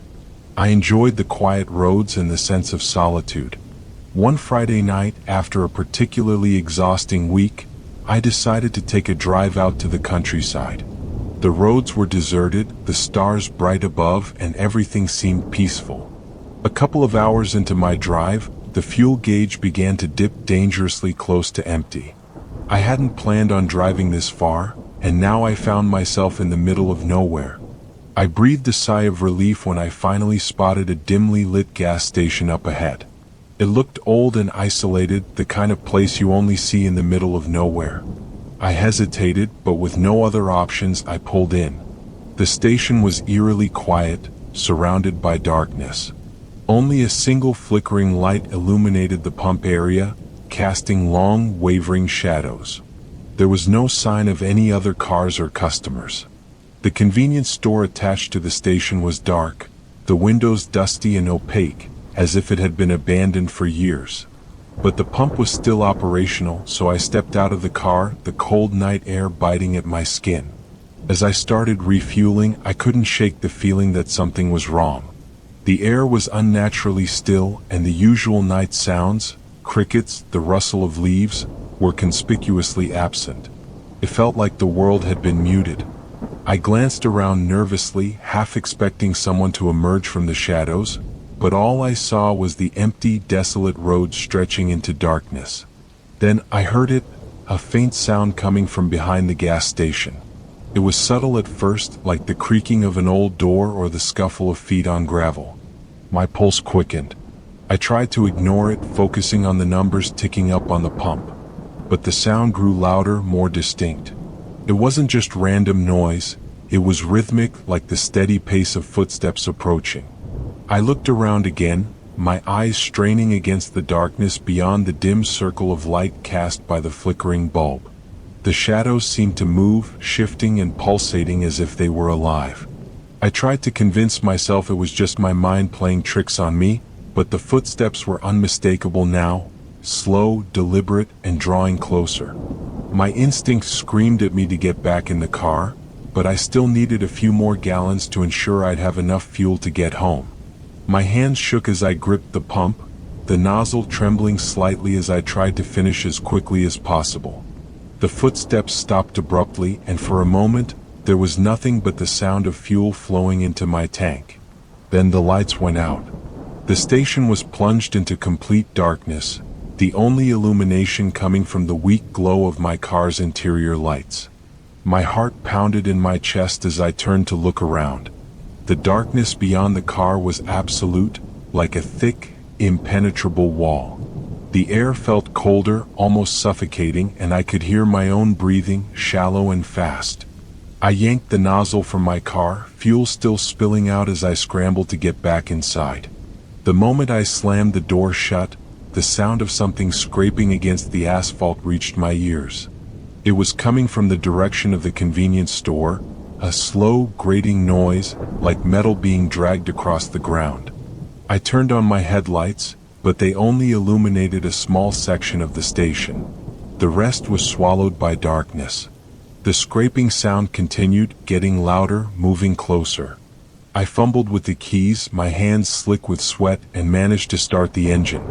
The headlights flickered, and for a brief moment I thought they would go out completely. But then I saw it, something moving just at the edge of the light. It was low to the ground, shuffling, but I couldn't make out any details.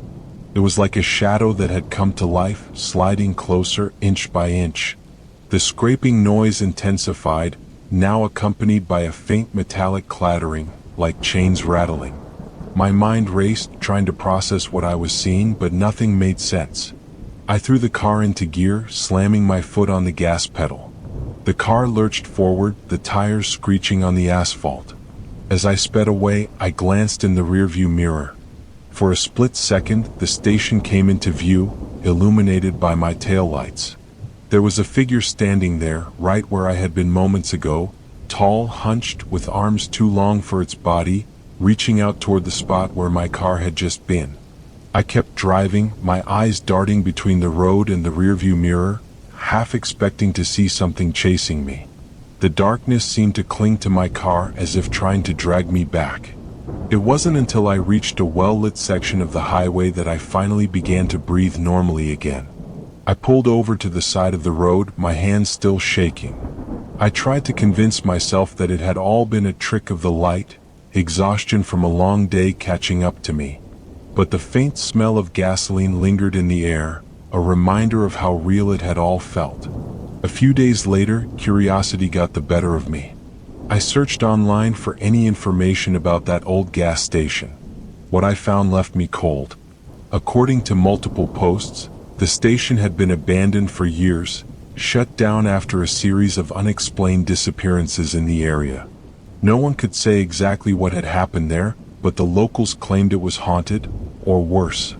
I haven't driven that route since. I've gone back to my usual late-night drives, but I always make sure my fuel tank is full before I set out. And whenever I pass a lonely, dimly lit gas station on the side of the road, I can't help but glance into the shadows, expecting to see that figure again. Because sometimes, late at night, when everything is still, I can still hear that slow, grating scrape in the back of my mind, like metal being dragged closer and closer.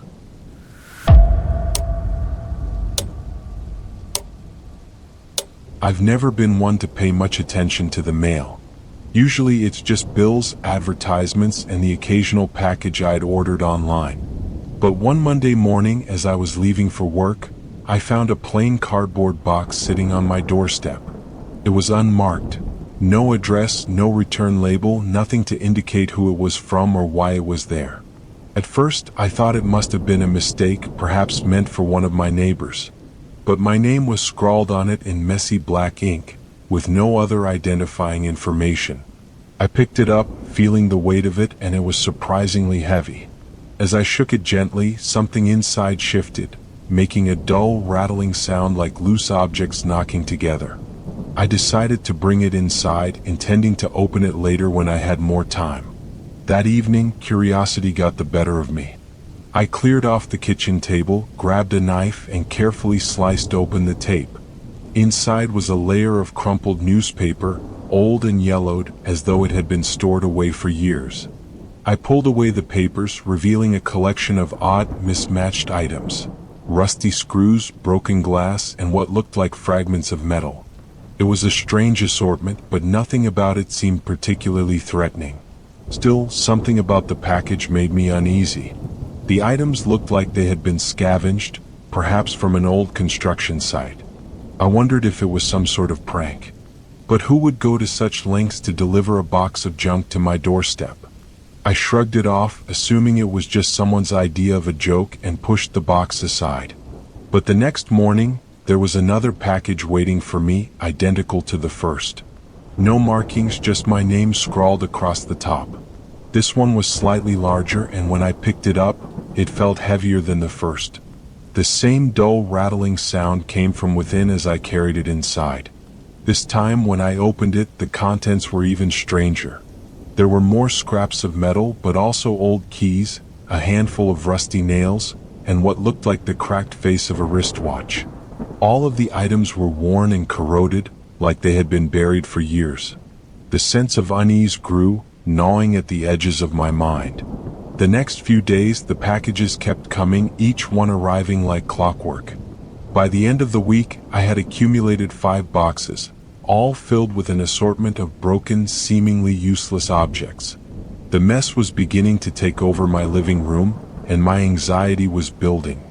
I tried to catch whoever was leaving the packages, setting up a camera by my front door, but the footage showed nothing. The packages would simply appear on my doorstep overnight. As the days went on, the contents of the boxes became more disturbing. One contained a tangle of frayed electrical wires, another was filled with shards of broken ceramic plates, stained with what looked like old, dried blood. The worst one held a collection of rusted tools, a hammer, a chisel, and a knife with a jagged, broken blade. It was as if someone was sending me the remains of a long-abandoned toolbox, piece by piece. That night I couldn't sleep. Every creak of the house, every rustle outside my window, sent my nerves into overdrive. I couldn't shake the feeling that whoever was sending these packages was watching me, waiting for something. I checked the locks on my doors and windows twice, but it did little to calm my racing heart. By the end of the second week, I was on edge, jumping at every sound. The packages kept coming, and I had no idea who was sending them or why. I tried reaching out to the postal service, but they claimed no knowledge of the deliveries. The packages weren't coming through any official channels, which only made the situation more unsettling. The final straw came on a stormy Thursday night. I was jolted awake by a loud thud against my front door. My heart pounded as I lay there, listening to the sound of rain lashing against the windows. Reluctantly, I got up and went to check. Sure enough, there was another package waiting for me, soaked from the downpour. But this one was different. Larger, wrapped not in cardboard but in thick, black plastic, tied up with heavy rope. My hands were shaking as I dragged it inside. The plastic was wet and slick, and the package emitted a foul, metallic smell that made my stomach churn. I tore into it, desperate to understand what was happening. Inside, buried beneath layers of wet cloth, was a single heavy object, a rusted metal box. This time there were no loose fragments or random junk, just the box itself, sealed shut with a padlock. Something about this final package was different, more deliberate.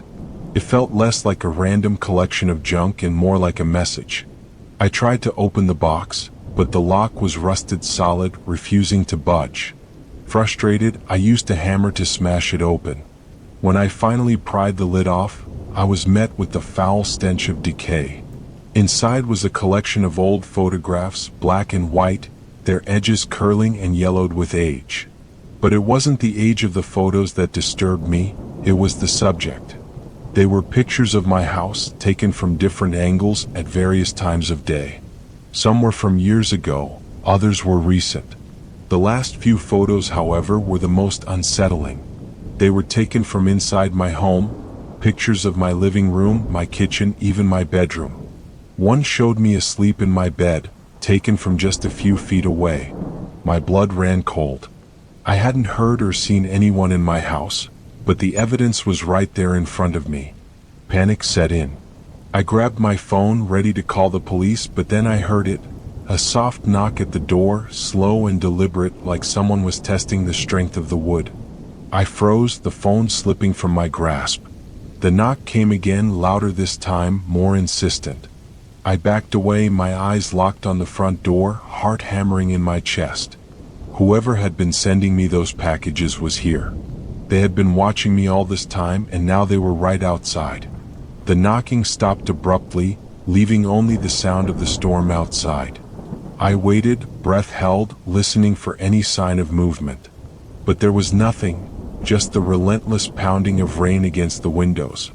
I never opened the door that night. I sat there, clutching the hammer, waiting for whatever was on the other side to break through. But nothing happened. When the morning light finally broke through, I cautiously opened the door. There was no sign of anyone, no new package, just the empty, wet street beyond. I moved out the next day, abandoning the house, the packages, everything.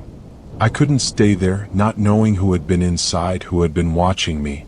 Even now, in my new apartment miles away, I can't shake the feeling that I'm being watched.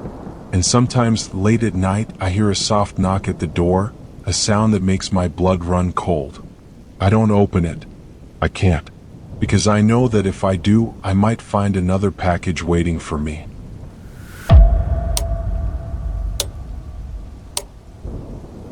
I never opened the door that night. I sat there, clutching the hammer, waiting for whatever was on the other side to break through. But nothing happened. When the morning light finally broke through, I cautiously opened the door. There was no sign of anyone, no new package, just the empty, wet street beyond.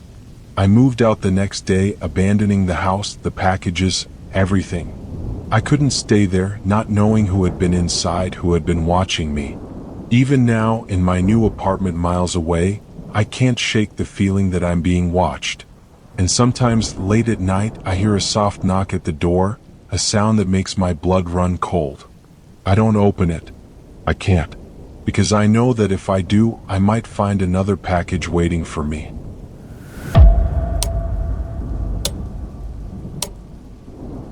Every morning, I follow the same routine.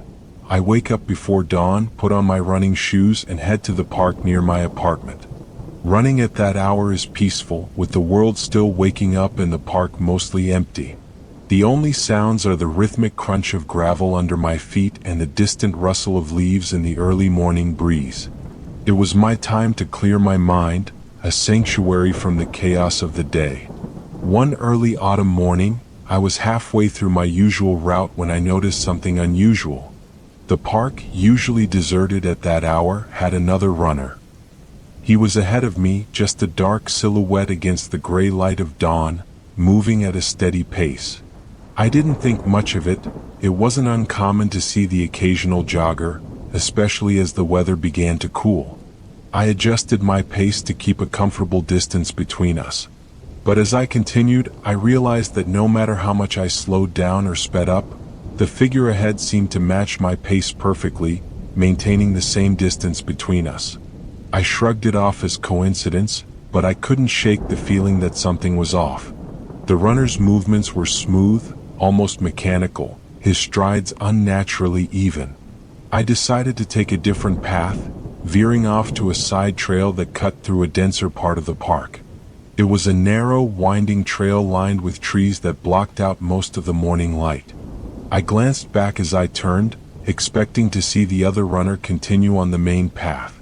But to my surprise, he had turned onto the side trail as well. The unease I felt deepened.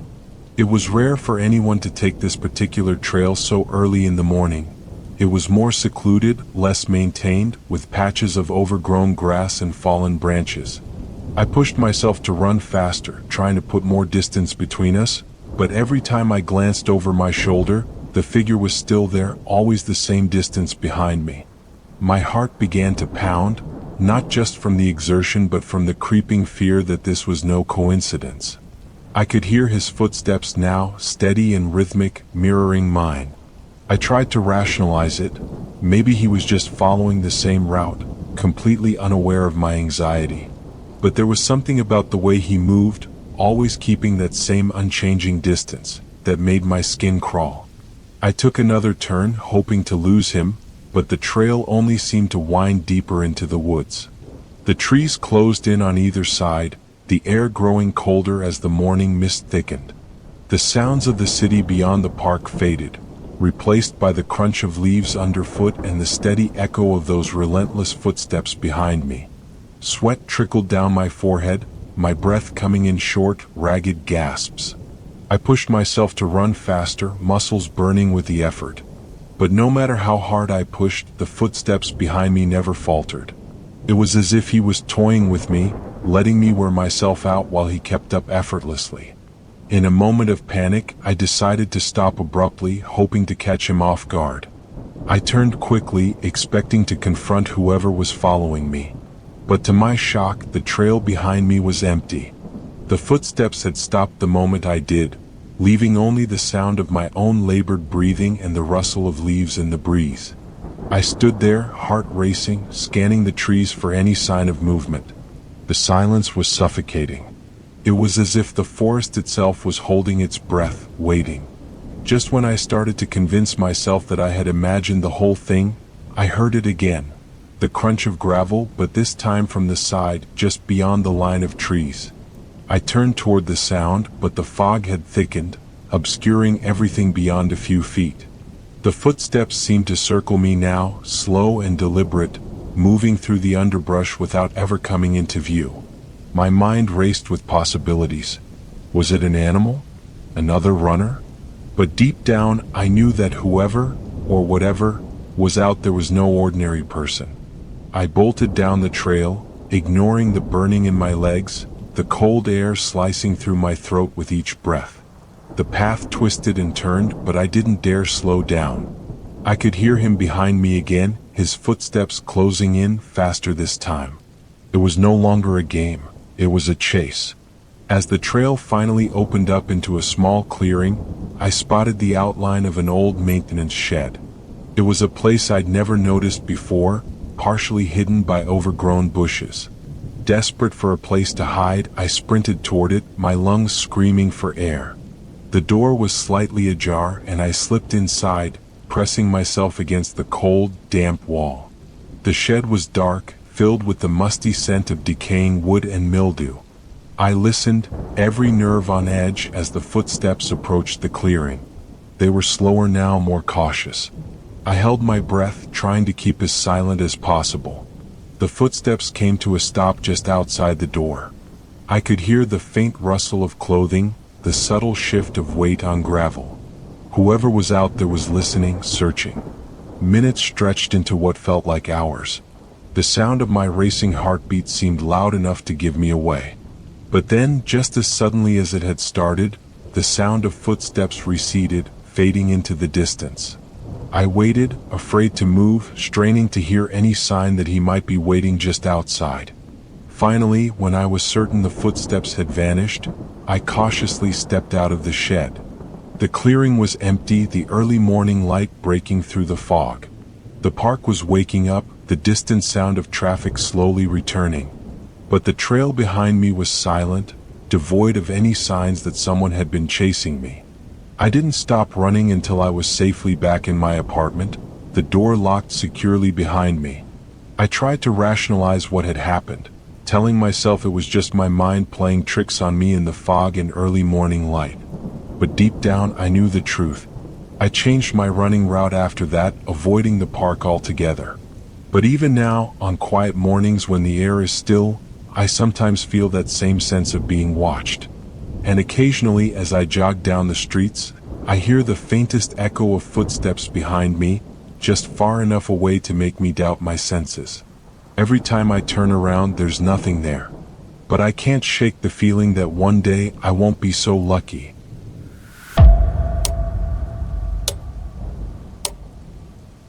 My job often requires late nights at the office, especially when deadlines loom. I never minded staying late. The building was mostly empty after hours, and it gave me the peace I needed to focus. But over the past few weeks, those late-night sessions had started to feel less like a chance to catch up on work and more like a test of my nerves. The office was located on the 12th floor of an old high-rise in the business district. During the day it was bustling with activity, but once the sun set and most of my co-workers left, it became eerily quiet. The hum of fluorescent lights and the occasional groan of the air conditioning were the only sounds that kept me company. One night, as I worked on a particularly demanding project, I noticed a flicker of movement from the corner of my eye. I looked up, expecting to see a co-worker passing by, but the open-plan office was completely empty. The only illumination came from the harsh fluorescent lights and the soft glow of my computer screen. I shook my head, chalking it up to exhaustion, and went back to work. But it happened again. Just as I was finishing up an email, I saw it. A quick, darting shadow moving across the far end of the office, near the row of cubicles. I stared into the dimly lit area, trying to make out what it was, but there was nothing there. Just the rows of empty desks and the faint reflections in the glass windows. Feeling a chill creep up my spine, I tried to ignore it, telling myself it was just my tired eyes playing tricks on me. I refocused on my computer screen, determined to finish up and get out of there. But as the minutes ticked by, the sense of being watched grew stronger. Every now and then, I would catch another flicker of movement, like something slipping between the cubicles just out of sight. I decided to take a break, hoping a quick walk around the office would calm my nerves. The hallway outside my office was dark, the lights dimmed to conserve energy after hours. As I walked down the corridor, the faint hum of the building's ventilation system was the only sound. But halfway down the hall, I heard it, a soft rustle like fabric brushing against a wall. I stopped, listening intently. The sound came again, this time from behind me. I turned around quickly, but the hallway was empty. My heart was racing now, my mind filled with images of someone, or something, lurking just beyond the reach of the dim lights. I hurried back to my desk, deciding it was best to wrap up and leave. But as I sat down, the office lights flickered, dimming for a split second before returning to full brightness. In that brief moment, I thought I saw a dark figure standing at the far end of the room, near the exit. But when the light stabilized, there was nothing there. A cold sweat broke out across my forehead. I began to pack up my things, my hands shaking as I shoved papers into my bag. I kept glancing toward the exit, half expecting to see that shadowy figure again. The silence of the empty office was oppressive, broken only by the sound of my own frantic movements. As I made my way to the elevator, the lights flickered again, plunging the hallway into darkness for a heartbeat before they flickered back on. I quickened my pace, nearly running by the time I reached the elevator. I pressed the button repeatedly, my eyes darting back down the hallway. The elevator doors finally opened with a soft ding, and I rushed inside, jabbing the button for the ground floor.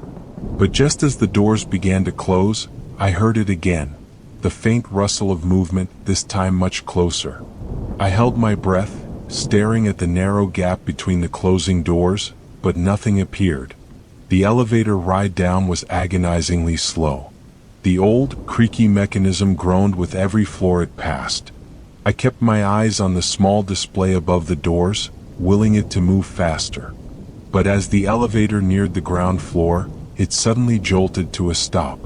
The lights flickered again, and for a moment, I was plunged into complete darkness. Panic set in. I could hear my own heartbeat, loud in the confined space. The elevator shuddered, then resumed its descent, but something felt wrong.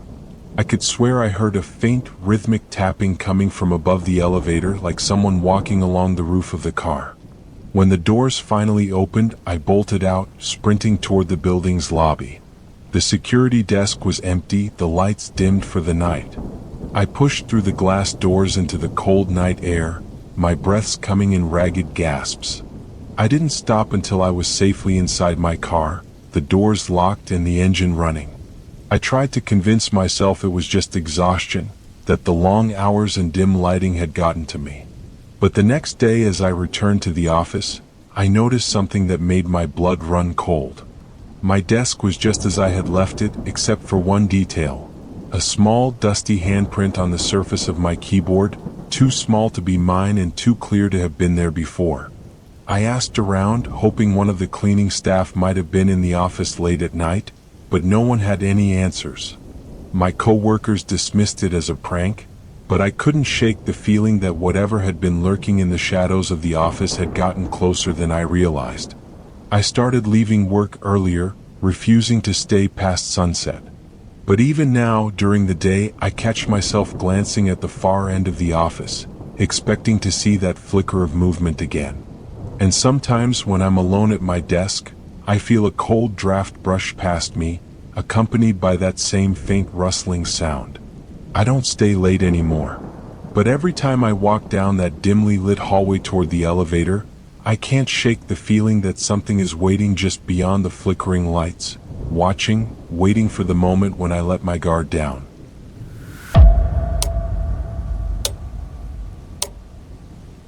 I've always enjoyed driving at night. There's something calming about the empty roads, the cool air, and the absence of other cars. So, after a long and stressful week, I decided to take a late-night drive to clear my mind. I took my usual route, a long stretch of highway that winds through the countryside, miles away from the city lights. The first hour was peaceful. The road was quiet, my headlights the only source of light cutting through the darkness. I turned on some music, rolled down the windows, and let the cool breeze sweep away the stress of the past few days. Everything felt perfect until, out of nowhere, I noticed a pair of headlights in my rearview mirror. The car was far behind at first, just a tiny pair of glowing dots in the distance. But as I continued driving, I realized it was gaining on me, closing the gap alarmingly fast. I wasn't speeding, so I assumed it was just another driver in a hurry to get somewhere.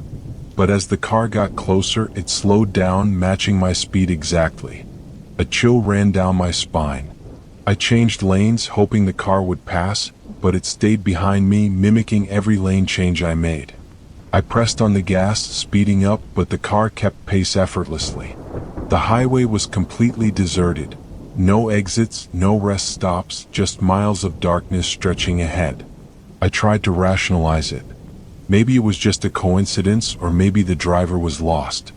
But the longer the car followed, the more certain I became that this was no accident. My grip tightened on the steering wheel, my heart pounding faster with each passing mile. I decided to test whether the car was truly following me. Up ahead, I took a sharp exit onto a narrow, winding road that led away from the main highway. The car hesitated for a moment, then followed, its headlights never leaving my rearview mirror. Now I was sure, whoever was behind me was deliberately following. The road was darker here, with thick trees on either side that blocked out even the faintest moonlight. The headlights behind me seemed to grow brighter, almost blinding as the car closed the distance. I tried to lose it, taking sharp turns, pushing my car to its limits. But no matter how fast I drove, the car stayed right on my tail, its engine roaring as it matched my speed. As I rounded a particularly tight corner, my tires skidded, nearly sending me off the road. I managed to regain control, my heart pounding in my throat. But the car behind me didn't slow down. It sped up, getting so close that its headlights flooded my entire car with a harsh, white light. It felt like the driver was trying to push me off the road. Desperation set in. I spotted a small gravel side road up ahead and swerved onto it, hoping the loose gravel would slow my pursuer down. The sudden turn caused the car behind me to overshoot the turn slightly, giving me a brief window to speed away. For a few moments, the road was blissfully empty and I thought I had lost them. But my relief was short-lived. As I sped down the gravel road, the headlights reappeared in my rearview mirror, now closer than ever. Whoever was behind the wheel was relentless, their engine roaring as they closed the gap. The road ahead was a narrow tunnel of trees, the branches forming a dark canopy overhead. There was no place to turn around, no side roads, no way out. I floored the accelerator, pushing my car to its limits. The gravel flew up in a cloud behind me, but the other car was undeterred, getting so close that I could almost feel its bumper brushing against mine. The road was becoming rougher, filled with potholes and sudden dips that made my car lurch and shudder. The car behind me kept pace, its headlights blinding in my rearview mirror. Up ahead, I saw a faint light, a sign of some sort. As I got closer, I realized it was a small, abandoned gas station, its broken neon sign flickering weakly. I had no other options. I swerved off the road and into the gravel parking lot, skidding to a halt in front of the darkened building. I turned off my engine, plunging everything into silence. I watched, breathless, as the other car pulled into the lot, its headlights still blindingly bright. For a long moment, it just sat there idling. The sound of its engine filled the air, the vibrations making the ground beneath my feet tremble. Then suddenly the car's engine cut off and the headlights blinked out. Darkness enveloped everything, leaving me blind. I strained my eyes, trying to see through the inky blackness, but there was nothing. No sound, no movement, just an oppressive, suffocating silence. I stayed frozen in my seat, afraid to move, my fingers gripping the steering wheel so tightly they hurt. Then I heard it, a car door slamming shut, followed by slow, deliberate footsteps crunching on the gravel. The sound was coming closer, getting louder, but I couldn't see anything. The darkness was absolute, swallowing every hint of light. Panic surged through me. I fumbled for my phone, but my hands were shaking so badly that I dropped it. The footsteps stopped just outside my window. I held my breath, listening for any sign of movement. My pulse was racing, my mind screaming at me to get out, to run. But I couldn't bring myself to move. Suddenly, the headlights came back on, flooding the parking lot with light. I turned, expecting to see someone standing there, but there was nothing. No figure, no sign of whoever had been following me. The car was empty, its driver's side door wide open, swinging slightly in the wind. Not waiting to find out what would happen next, I slammed my car into reverse, spun around, and sped out of the parking lot. I didn't look back, my only thought to get as far away as possible. The road was a blur, my hands gripping the wheel as I raced back toward the highway. When I finally reached the main road, the other car was gone, vanished into the night as if it had never been there. My phone buzzed on the passenger seat, it had somehow turned back on. I tried to convince myself that it was just some twisted prank, but deep down, I knew it was something far worse. I don't take late-night drives anymore. Even now, months later, I can't shake the feeling that somewhere out there, on some lonely stretch of highway, those headlights are waiting for me to drive by again. And every time I'm on a dark road at night, I can't help but glance in the rearview mirror, praying that this time, it will be empty.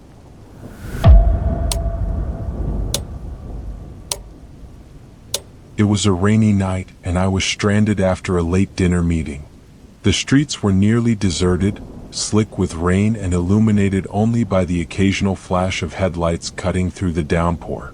I had missed the last train, and with no other options, I pulled out my phone to hail a taxi.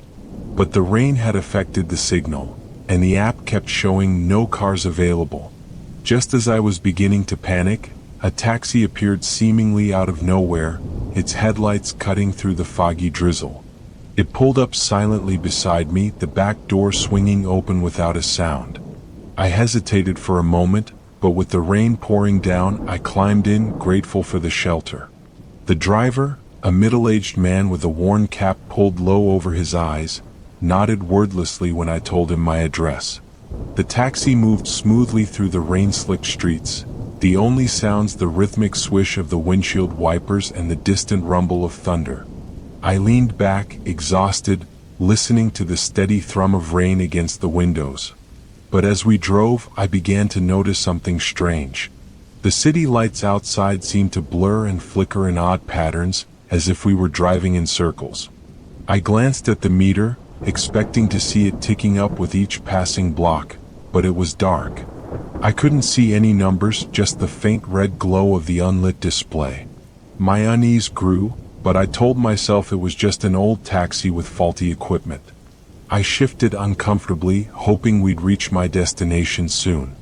After a while, I noticed that we were driving through parts of the city I didn't recognize. The buildings were older, the streets narrower, and the rain-soaked windows reflected nothing but darkness.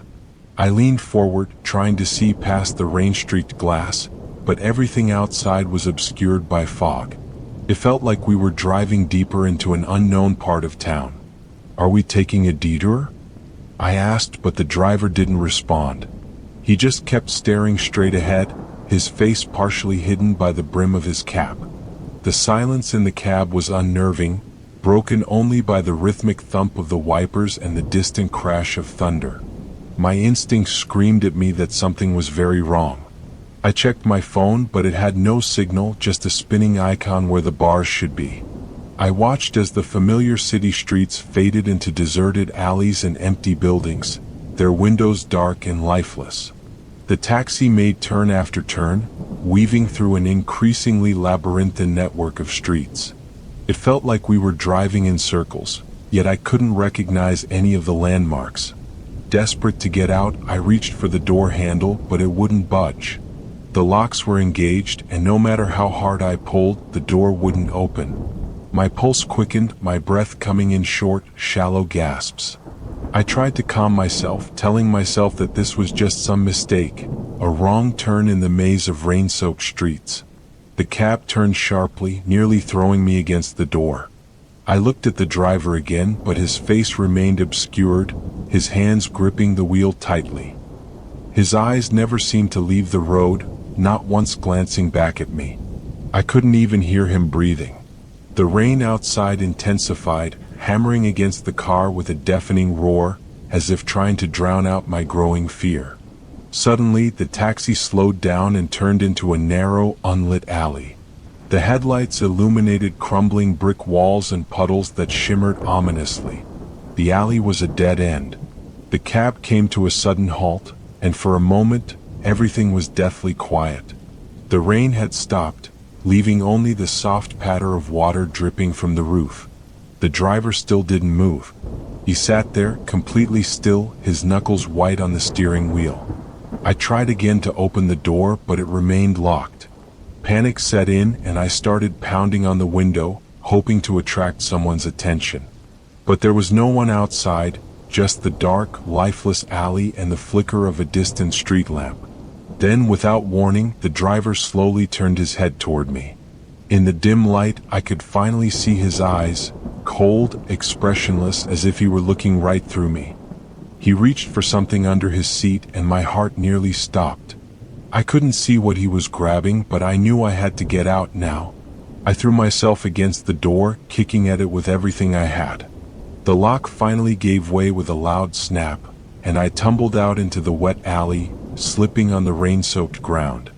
I scrambled to my feet and ran, my shoes splashing through puddles, the sound of my own footsteps echoing in the narrow alleyway. Behind me, I heard the taxi's engine revving. The headlights flooded the alley with light as the car lurched forward, tires screeching on the wet pavement. I darted into a side alley just as the taxi roared past, narrowly missing me. My heart was pounding so hard I thought it would burst. I kept running, my lungs burning, until I reached a main road, where the familiar glow of streetlights and the sound of distant traffic greeted me like old friends. I turned around, expecting to see the taxi emerging from the darkness, but it was gone. The alley was empty, as if it had never been there. The rain had stopped, the sky clearing to reveal a faint sliver of moonlight. I was drenched, trembling, but alive. It took me hours to find my way back home. When I finally reached my apartment, I collapsed on the floor, my mind racing with what had just happened. I couldn't explain it. The taxi, the driver, the endless maze of streets that seemed to lead nowhere, it all felt like a nightmare. The next day, I tried to report the incident to the police, but they looked at me like I was crazy. There were no records of any taxis in that area at that time, and no drivers matching the description I gave. It was as if the car had never existed. Now, whenever it rains, I refuse to take a taxi no matter how desperate I am. I walk even if it means braving the downpour. But sometimes, late at night, when the streets are empty and the rain is falling hard, I think I hear the faint hum of an engine behind me. And every time, I force myself to look straight ahead, afraid of what I might see if I turn around.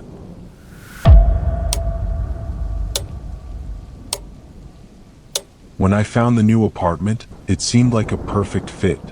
The rent was surprisingly affordable, the building was old but charming, and it was conveniently close to my office. I was eager to move in and start fresh after a bad experience with my previous landlord. The only condition was that I had to sign the lease directly with the landlord, who insisted on meeting me in person. He was an odd man with graying hair and a stiff posture, wearing an outdated suit that looked like it hadn't seen the light of day in years. His face was expressionless, his eyes cold and unblinking as he handed me the keys. The meeting was brief, and he seemed eager to get away as soon as the paperwork was signed. I figured he was just one of those landlords who preferred to keep to themselves, which suited me fine. The first few nights in the apartment were quiet. The building had an old-world charm, with its creaky wooden floors and ornate moldings. My new neighbors were polite but distant, and I rarely saw anyone in the hallways.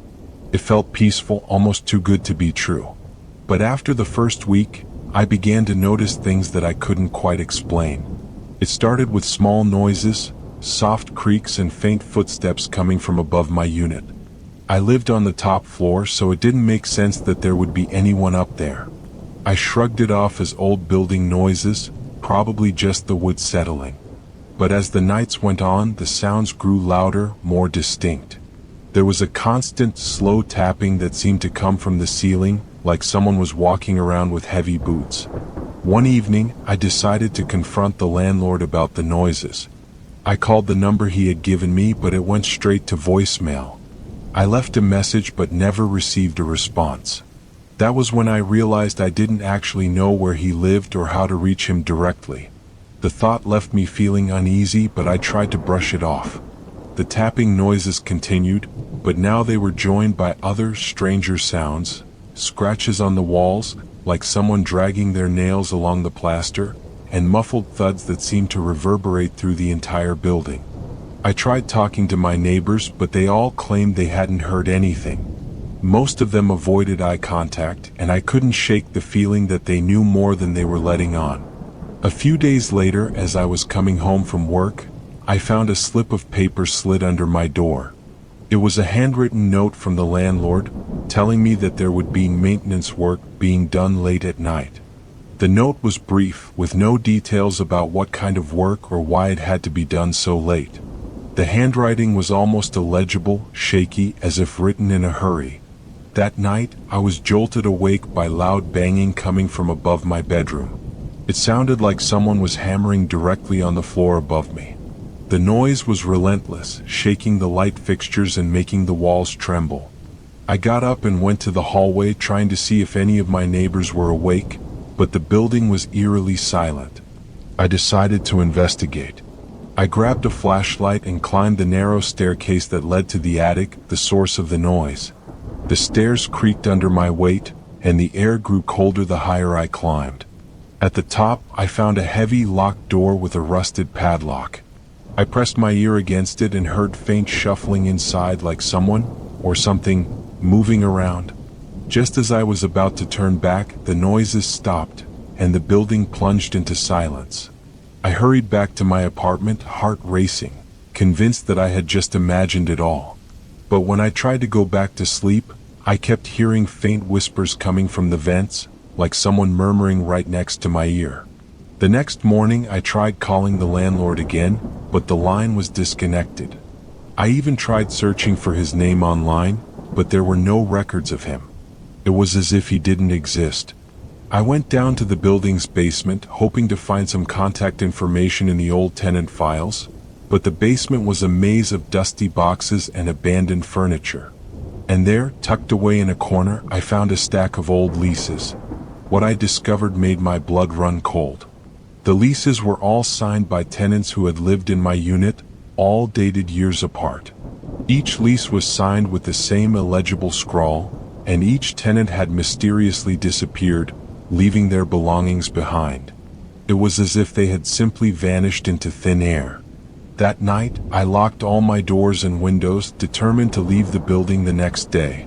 But as I tried to sleep, I heard the sounds again, louder this time, the tapping and scratching growing frantic, almost desperate. Then came the heavy footsteps, this time directly outside my door. I held my breath, listening as the footsteps stopped right in front of my door. There was a soft, almost polite knock, followed by a faint rustle, like paper being slid under the door. I was too terrified to move. I waited in the darkness, heart pounding, until I was sure the footsteps had moved away. When I finally dared to check, I found another note. This one was hastily scrawled, warning me to leave immediately. The handwriting was the same as the previous note, but this time it was smeared with what looked like dried blood. I didn't wait for morning. I packed a small bag, grabbed my car keys, and left the apartment without looking back. As I drove away, I glanced in the rearview mirror and saw the lights in my unit flicker on, then off again as if someone was moving around inside. The next day, I tried to call the property management company to report what had happened, but they insisted that the building had been vacant for years.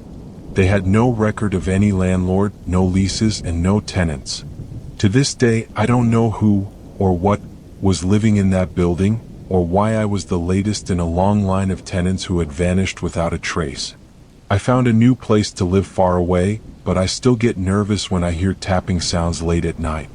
And sometimes, when I'm alone in my new apartment, I swear I hear those same heavy footsteps outside my door, as if someone is searching for me again.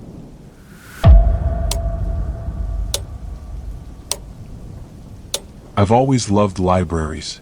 The smell of old books, the quiet atmosphere, and the sense of timelessness that fills the air. So, when I moved to a new town, one of the first places I visited was the old public library on Main Street. It was a massive, imposing building with Gothic architecture, the kind of place that felt frozen in time.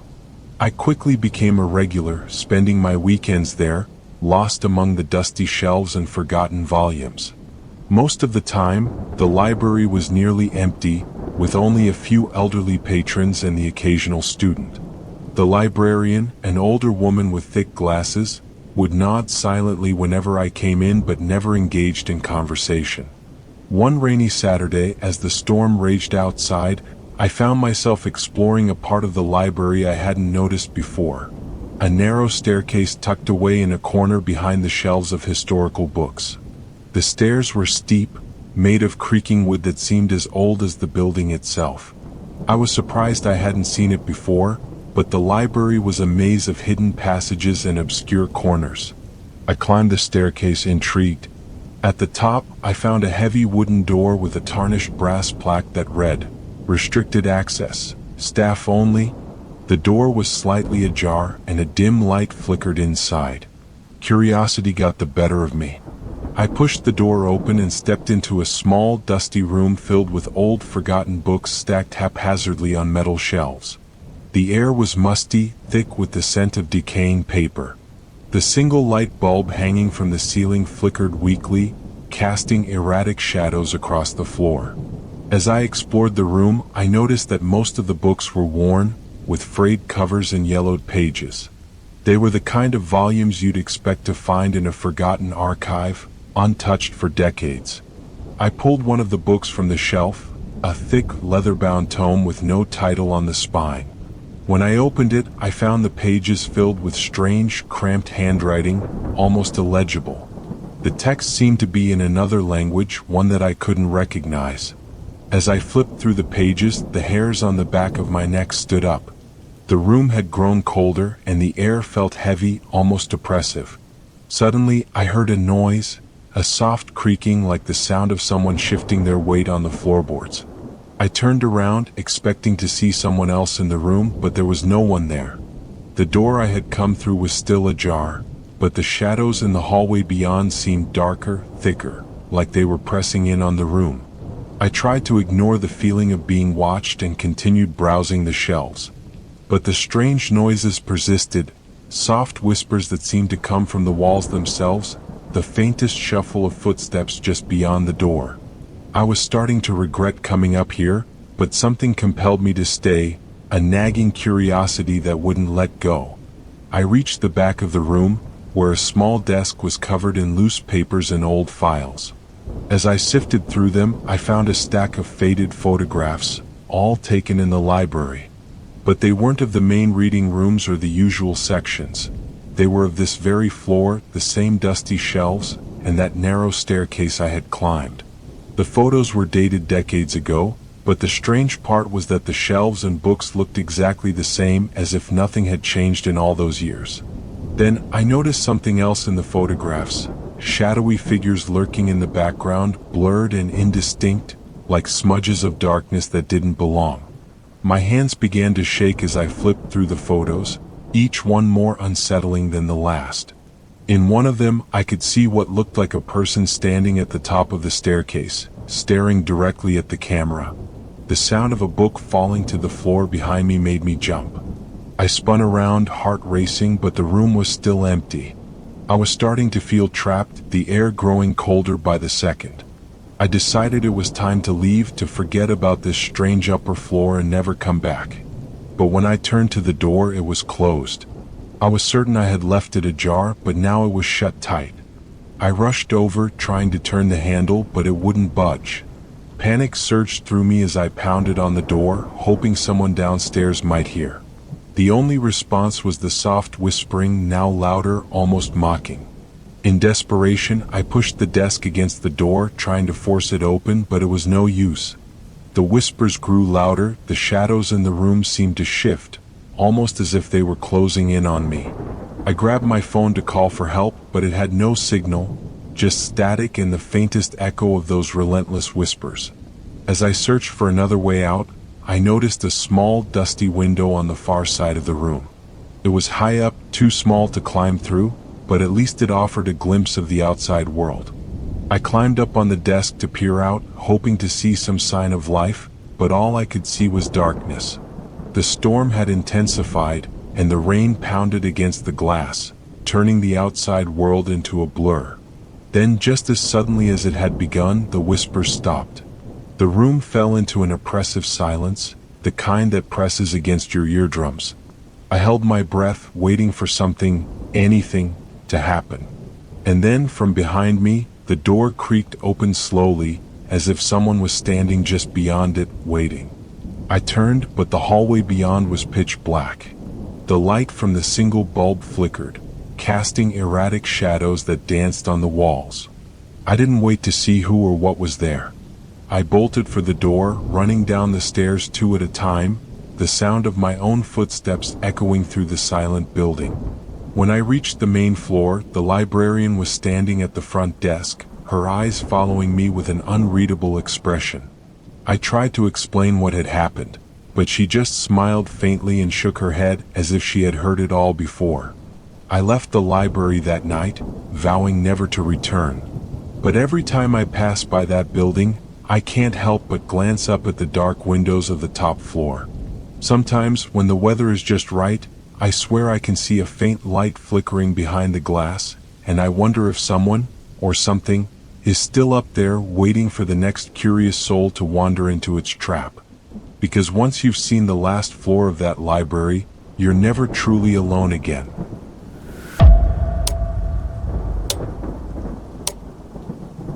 Living in the city, I often found myself working late, catching the last subway train home. It wasn't ideal, but it was the quickest way to get back to my apartment on the outskirts of town. The subway at that hour was usually empty, save for the occasional commuter or late-night reveler heading home. The trains were quieter, the stations mostly deserted, and the flickering lights gave everything a cold, eerie glow.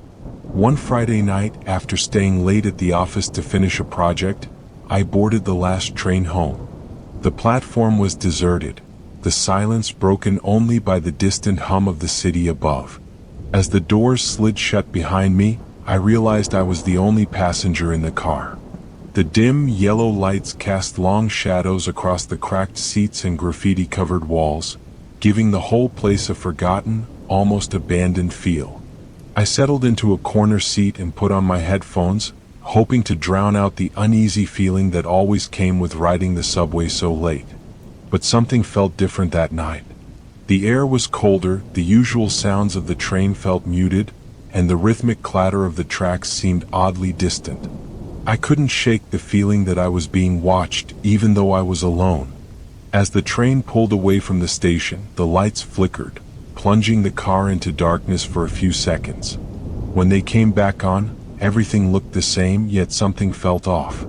The windows were dark, reflecting only the dim light from inside the car. I couldn't see the tunnels outside, just an inky blackness that seemed to swallow the light. Then I heard it, a faint rustling sound coming from the far end of the car. I took off my headphones and listened carefully.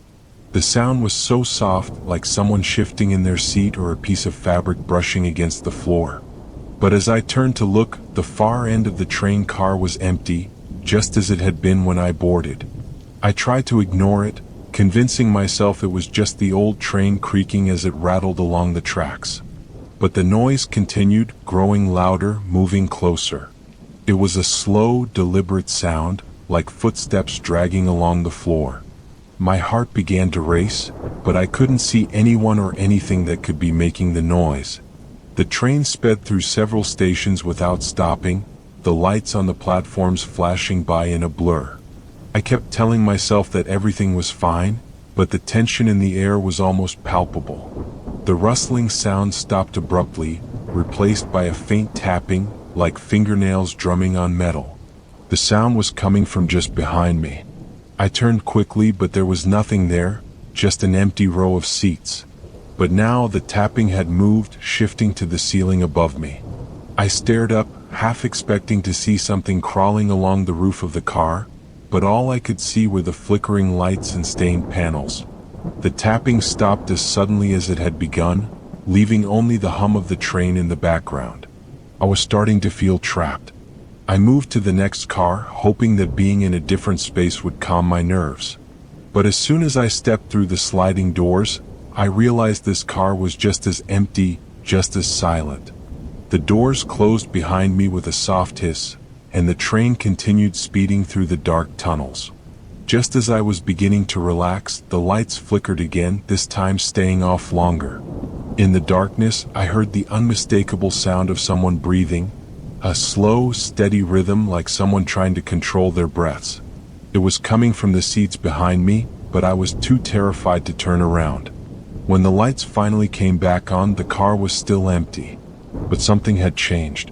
The windows, which had previously shown only darkness, now reflected the faint outline of shapes moving outside, shadowy figures darting past the windows, just beyond the edge of the light. They moved too quickly to be passengers on another train, and the tunnel was too narrow for anything to run alongside the car. The train suddenly jolted, throwing me off balance. The lights flickered once more, and this time they didn't come back on. The car was plunged into complete darkness, and the train began to slow, the screech of the brakes echoing through the tunnel.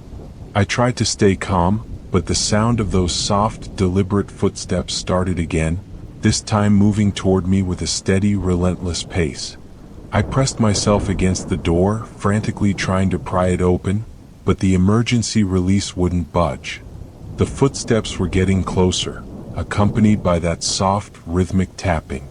I could feel a cold draft brush past my face like something, or someone, was standing right next to me in the darkness. Finally, the train came to a complete stop, the doors hissing open into a pitch-black station. The platform outside was dark, the air thick with the scent of damp concrete and rust. I didn't recognize the station. It wasn't on my usual route, and there were no signs or maps to indicate where I was. The only light came from the faint glow of my phone, which was rapidly losing battery. I didn't have much of a choice. I bolted out of the train, my footsteps echoing in the empty station. The doors closed behind me with a heavy clang, and the train sped off into the darkness, leaving me alone. The silence that followed was deafening, broken only by the distant drip of water and the soft scuffle of something moving in the shadows. As I walked through the darkened station, hoping to find an exit, I kept hearing that faint, dragging sound behind me like something, or someone, was following. The further I walked, the louder it got, until it was right behind me. I turned, my flashlight shaking in my hand, but there was nothing there, just empty tracks and darkened tunnels. I finally found a staircase leading up to the street. I sprinted up the steps, my heart pounding, praying that I would reach the surface before whatever was down there caught up with me. When I burst through the exit doors, I was greeted by the blinding lights and noise of the city. I turned around, expecting to see someone coming up the stairs behind me, but the entrance to the subway was dark and empty. The station wasn't marked on any of the maps, and when I tried to find it the next day, there was no record of it ever existing. I still take the subway, but never that late at night. And whenever the lights flicker or the train slows unexpectedly, I can't help but hold my breath, straining to hear that soft tapping, those faint footsteps that once followed me through the darkness. Because now I know, some subway stations are better left undiscovered.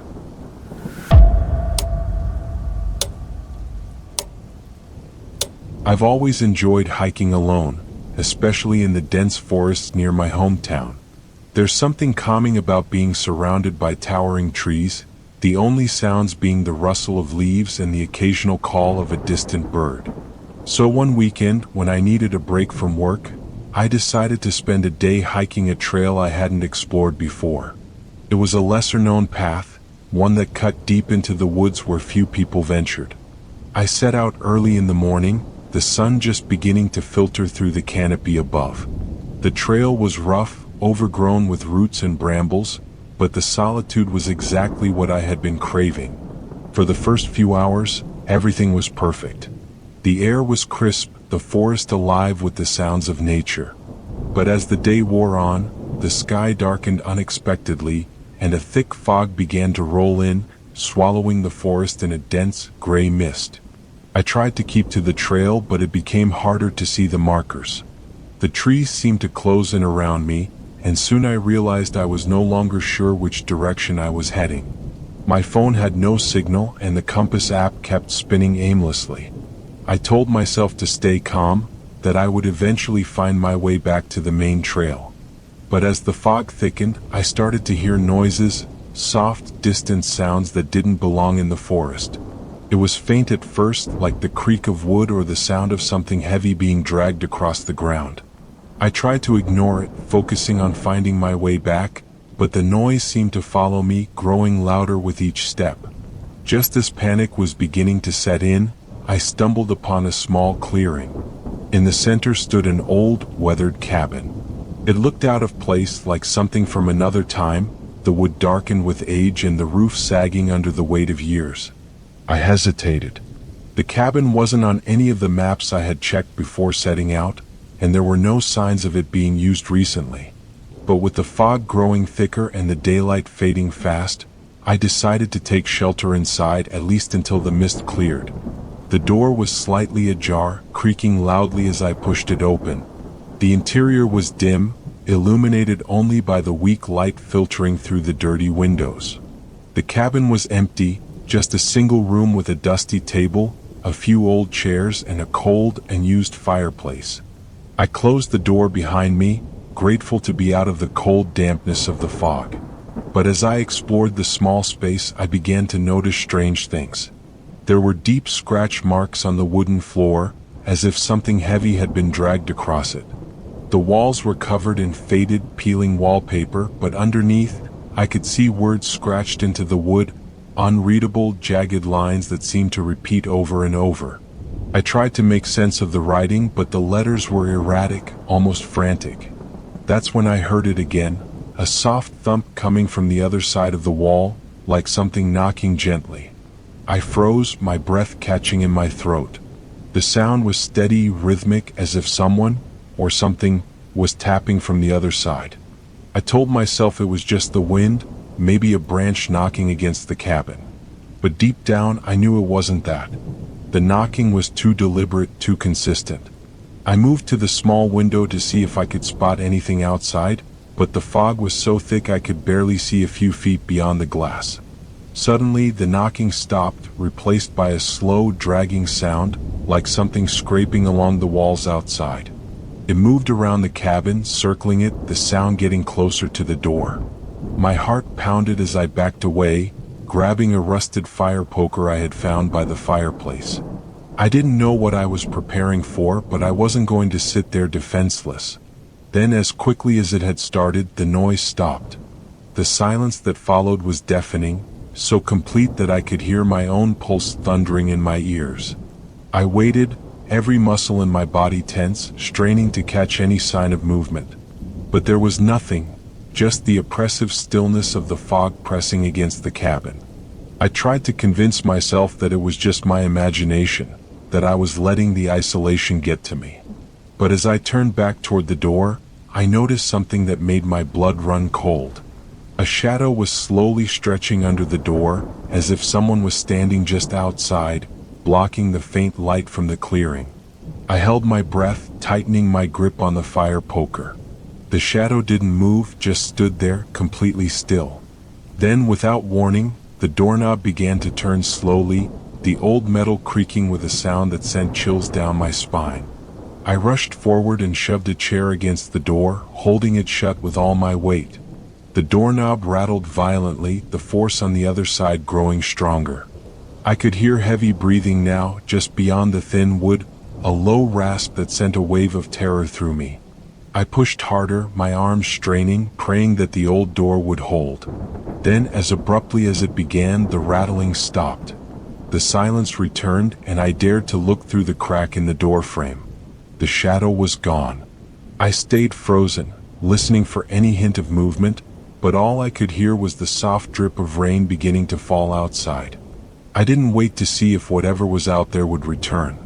I grabbed my backpack and climbed out of a small, broken window at the back of the cabin. The fog had lifted slightly, and I could just make out a faint path leading away from the clearing. I ran, ignoring the branches that whipped at my face, the ground uneven beneath my feet. I didn't stop until I reached the main trail, the sound of my own footsteps echoing in my ears. By the time I made it back to my car, the sun was rising, casting the forest in a golden light that made everything seem normal again. But I knew what I had heard, what I had seen. I tried to report the cabin to the local rangers, but they insisted there were no structures in that part of the forest. Now, whenever I hike, I stick to the well-marked trails. But sometimes, when the fog rolls in thick and heavy, I swear I can hear that same rhythmic tapping echoing through the trees, like a forgotten memory trying to claw its way back. And I know that whatever was in that cabin is still out there, waiting for someone else to wander too far off the beaten path.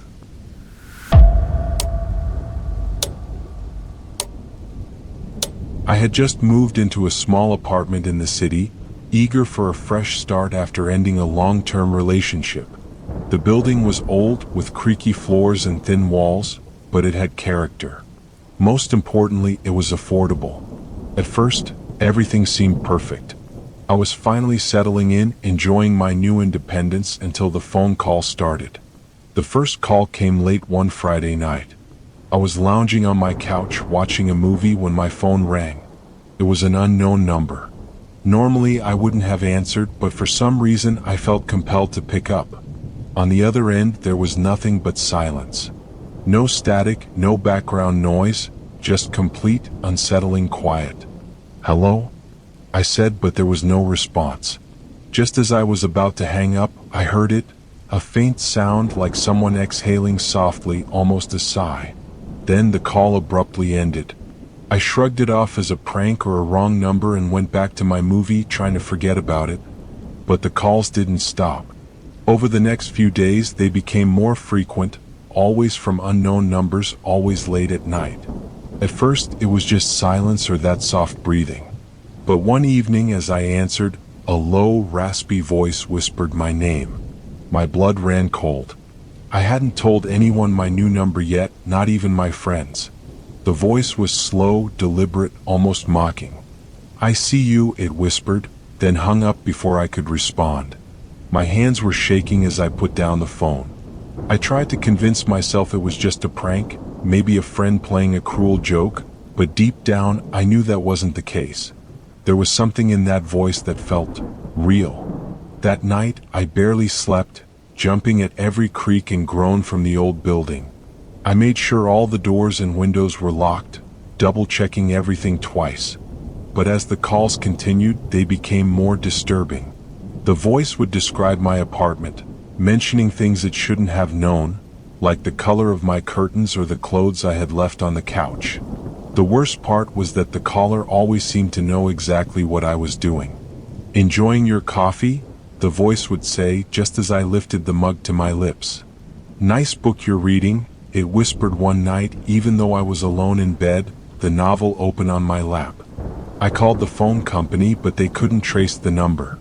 It was always listed as unavailable. Frustrated, I even contacted the police, but they dismissed it as harmless prank calls. Without a number or a name, there was little they could do. They advised me to change my number, which I did, hoping it would put an end to the harassment. For a few days it seemed to work. The calls stopped, and I began to relax, thinking that whoever was tormenting me had given up. But just as I was starting to feel normal again, the phone rang in the middle of the night. This time, the caller didn't stay silent. "Why did you change your number?" The voice rasped, sounding even closer, more intimate, like they were whispering directly into my ear.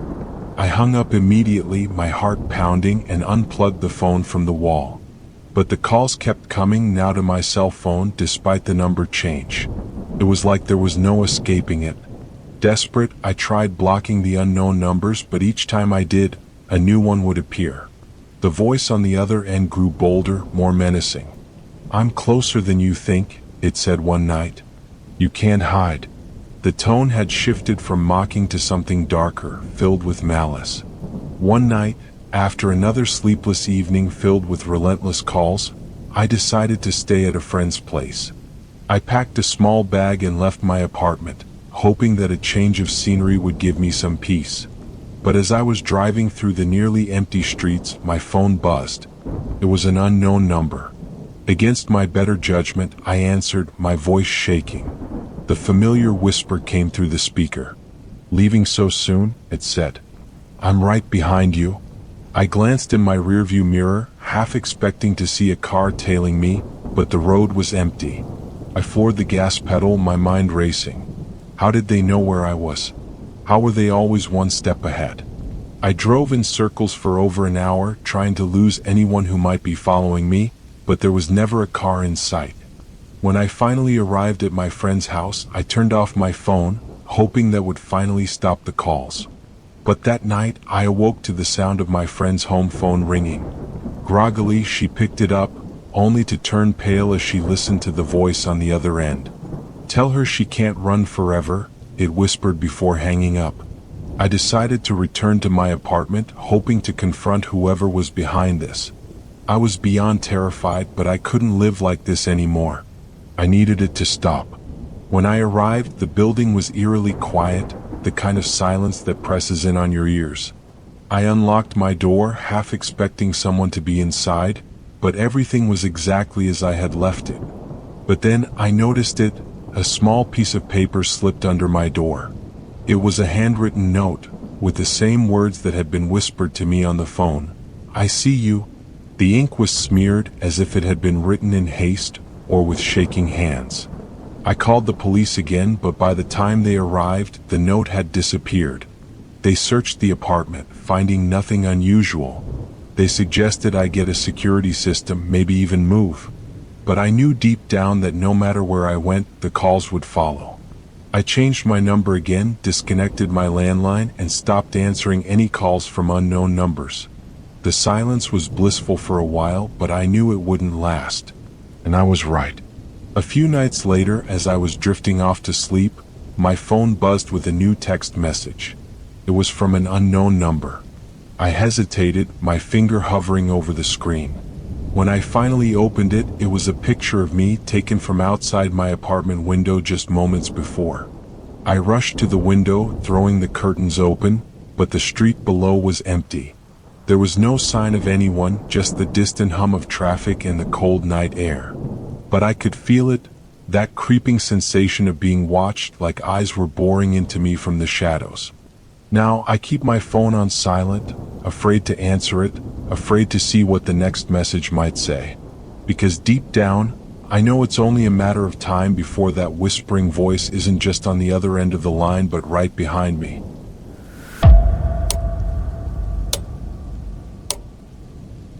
When I took the job as a night security guard for an office building in the city, I thought it would be an easy gig. The pay was decent, and the hours, though unconventional, fit my schedule. The building was old but well-maintained, with only a few offices still in use. Most floors were completely empty after sunset, the hallways dimly lit, casting long shadows across the cracked tiles. The first few nights were uneventful. My shift started at midnight and ended at 6 in the morning. I was supposed to walk the halls, check the locks, and keep an eye on the security cameras. The cameras showed mostly empty corridors, flickering occasionally but otherwise still. My job was to keep the building secure and ensure no one was wandering around after hours. But after a week, things started to change. One night, as I was making my rounds on the 5th floor, I felt it, the unmistakable sensation of being watched. The hair on the back of my neck stood up, and I paused, turning slowly to scan the empty hallway behind me. The fluorescent lights buzzed overhead, but there was no one there. Just rows of closed office doors, their frosted glass windows dark. I shook it off, chalking it up to nerves. After all, it was a large, empty building, and it wasn't unusual to feel a little jumpy when you're alone in the dark. But as I continued my patrol, the feeling didn't go away.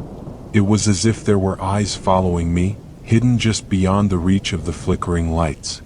When I returned to the security room to check the cameras, everything seemed normal at first. But as I reviewed the footage from the 5th floor, I noticed something strange.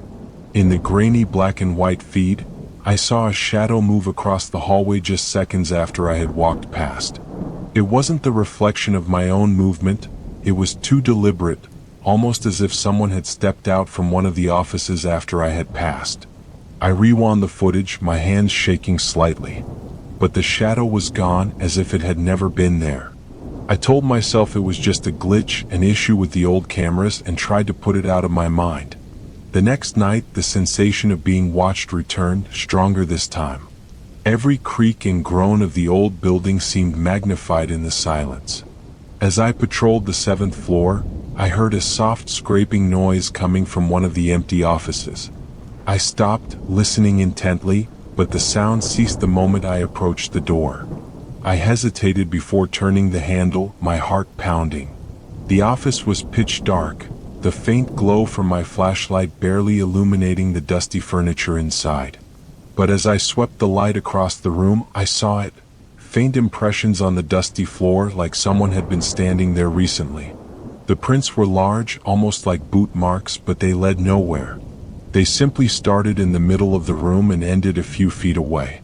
I left the office, my pulse racing, and made my way back to the security room. I was beginning to think someone was messing with me. Maybe one of the other guards playing a prank, or some squatters who had found a way into the building. But the footage on the camera showed nothing unusual, just the empty halls and flickering lights. The following night was even worse. As I was checking the stairwell, I heard it, a faint whispering coming from below. It was barely audible, almost like the wind, but it sent chills down my spine.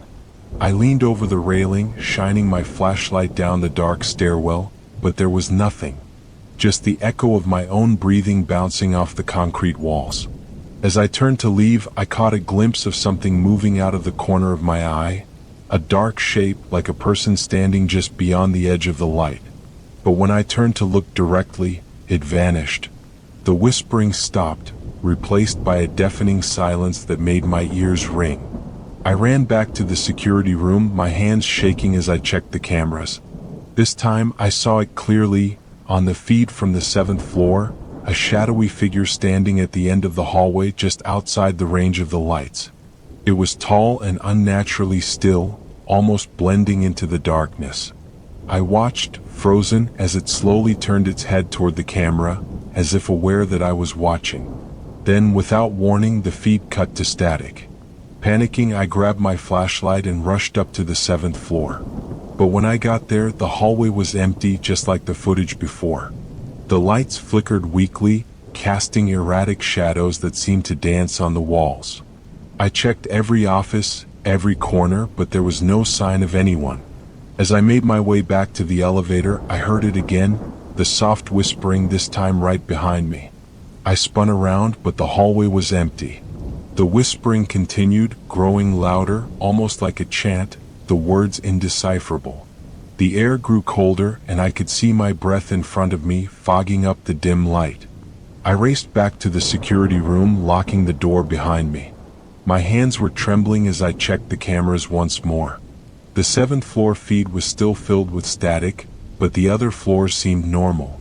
Then, just as I was about to turn away, the static cleared for a moment. There, in the grainy feed, I saw my own face staring back at me. But it wasn't me. The eyes in the reflection were wrong, too dark, too empty, like they belonged to something that had only seen darkness. And then, just as quickly as it had appeared, the image vanished, replaced by an empty hallway. I couldn't take it anymore. I packed up my things and left the building, not even bothering to clock out. I quit the next day, refusing to go back. But even now, weeks later, I still can't shake the feeling that I'm being watched. Sometimes, when I'm alone in my apartment at night, I hear that same whispering, just faintly, like it's coming through the walls. And whenever I catch my reflection in the mirror, I can't help but wonder if, one day, it won't be my own eyes staring back.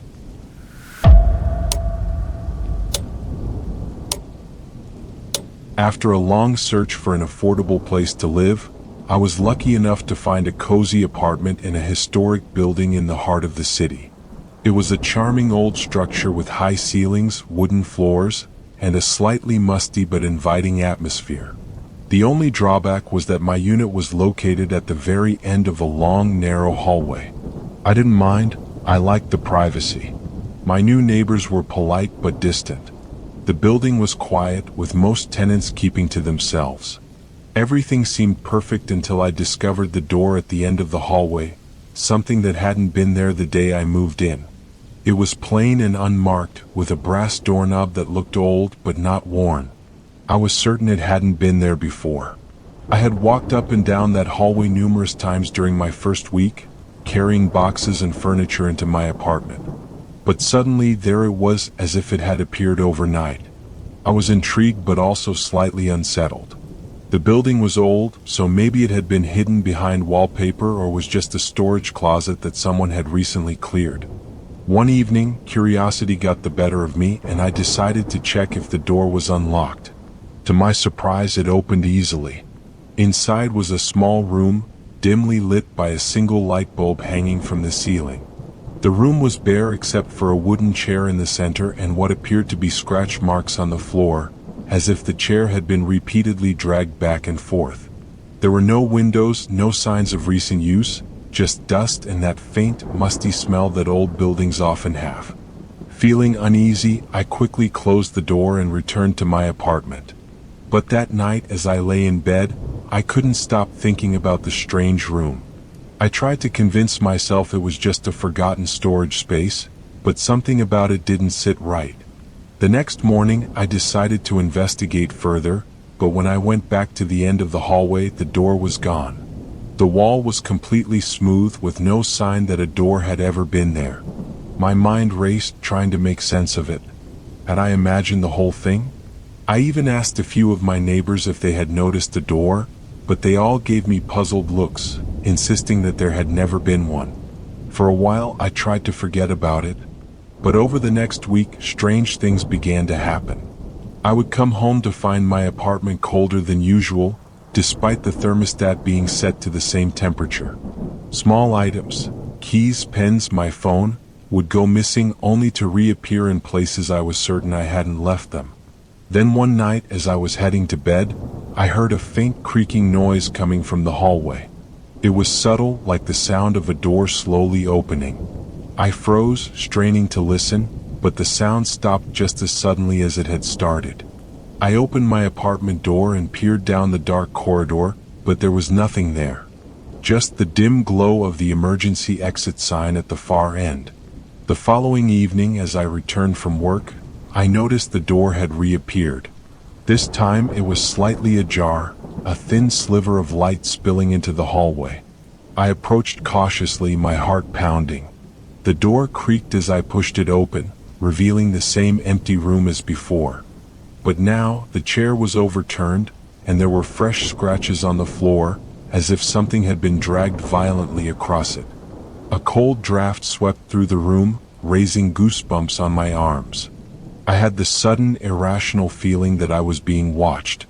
I turned around, half expecting someone to be standing behind me, but the hallway was empty. I quickly shut the door and hurried back to my apartment, locking the door behind me. That night, I was woken by a loud bang, like something heavy had fallen just outside my door. I grabbed a flashlight and cautiously opened the door. The hallway was dark, and the strange door at the end was now wide open, the light inside flickering ominously. But this time there was a new sound, a slow rhythmic tapping coming from within. I crept closer, my hands trembling, and shone my flashlight into the room. To my horror, the chair was now in the far corner, facing the wall, and the scratching noises were louder, almost desperate. The air was filled with the scent of damp earth, like something rotten. As I backed away, the door suddenly slammed shut with a deafening crash. Panicked, I ran back to my apartment, bolting the door behind me. I could still hear the faint tapping from the other side of the wall, like something was trying to get through. I stayed awake the rest of the night, every creak of the building making my heart race. The next morning, the door was gone again. The wall at the end of the hallway was smooth, with no sign that it had ever existed. I asked the building manager about it, but he insisted there was no such room. Must have been a dream, he said with a shrug, but his eyes darted away when I pressed him for more information. Over the following days, the tapping grew louder. It no longer came from the hallway but from the walls of my own apartment. It would start at random times, sometimes in the middle of the night, sometimes in broad daylight. I could hear it moving, following me from room to room, as if something inside the walls was trying to get closer. Desperate for answers, I went through old records at the local library, hoping to find some history on the building. What I found made my blood run cold. Decades ago, a tenant had gone missing under mysterious circumstances, last seen in the very hallway where my apartment was located. Witnesses reported hearing strange noises, and there were rumors of a hidden room that would appear and disappear at random. Terrified, I packed my bags and left that same night. As I was leaving, I couldn't resist one last look down the hallway. The door had reappeared, slightly ajar, a faint light glowing from within. But this time I heard a new sound, a low, raspy voice whispering my name. I didn't wait to find out what was inside. I ran, leaving behind my deposit and my belongings. I moved to a new city, hoping to put the whole nightmare behind me. But even now, in my new apartment, I sometimes hear that same tapping sound in the walls. And at night, I dream of the door reappearing, the light flickering, and the chair turning slowly to face me as if waiting for me to come back. Because deep down, I know it's not over. That door is still out there, waiting for someone else to open it, and I fear that one day it will find me again.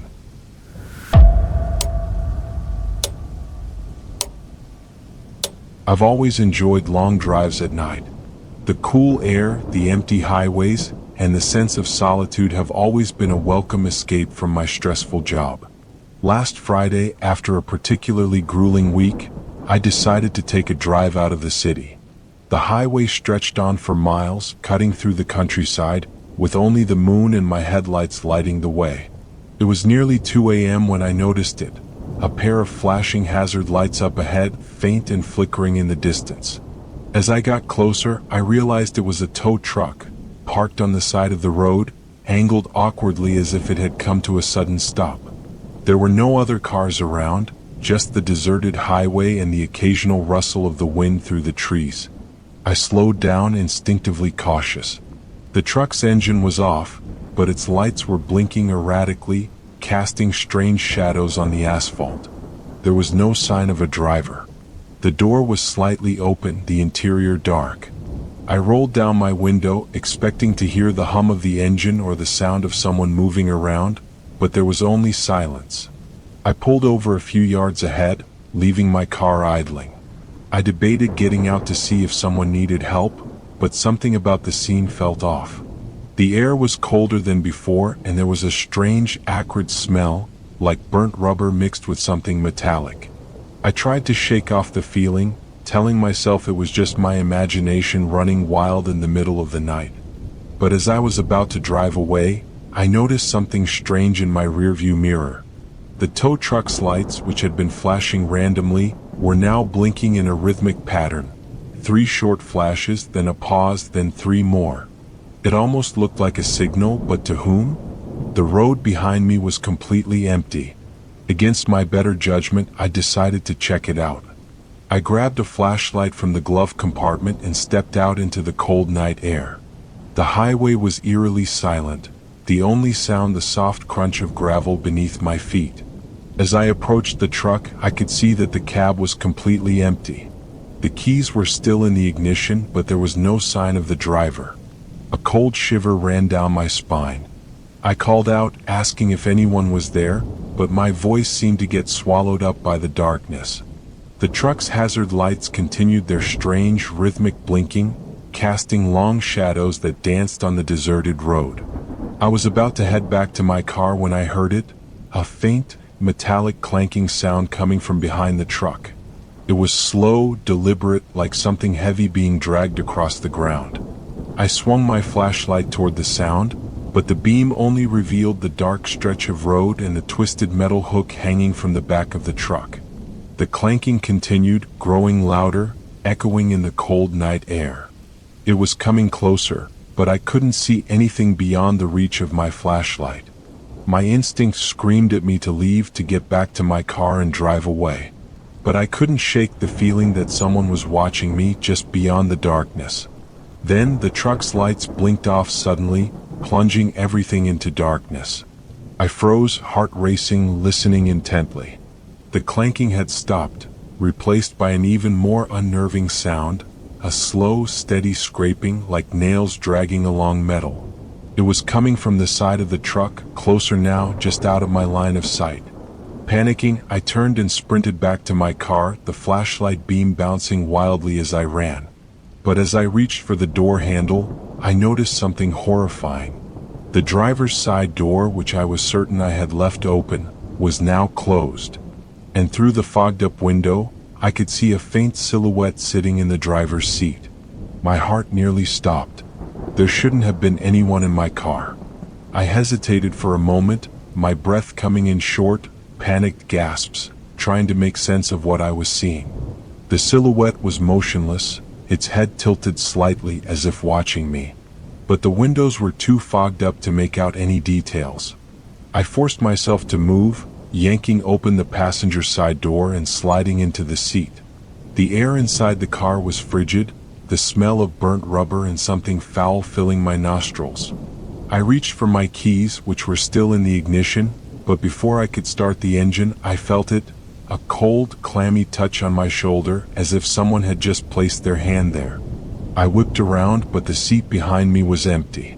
The silhouette I had seen was gone. Trembling, I started the car and floored the gas pedal, tires screeching as I sped down the highway. In the rearview mirror, I saw the tow truck's lights flicker back on, blinking rapidly as I drove away. The rhythmic pattern had returned, almost like a warning. I drove for miles without stopping, my hands gripping the wheels so tightly they ached. I didn't slow down until I reached the outskirts of the city, where the warm glow of streetlights and the sound of distant traffic finally calmed my racing heart. I pulled over at a gas station, trying to catch my breath.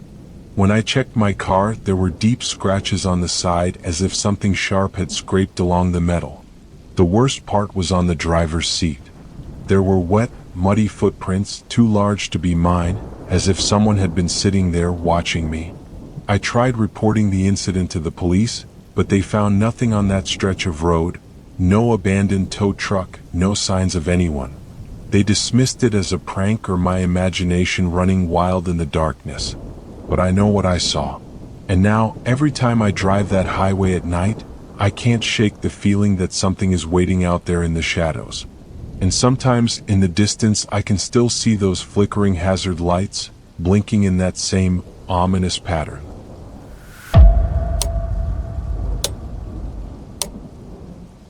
I've always loved studying late at night when the university library is nearly empty and I can focus without distractions.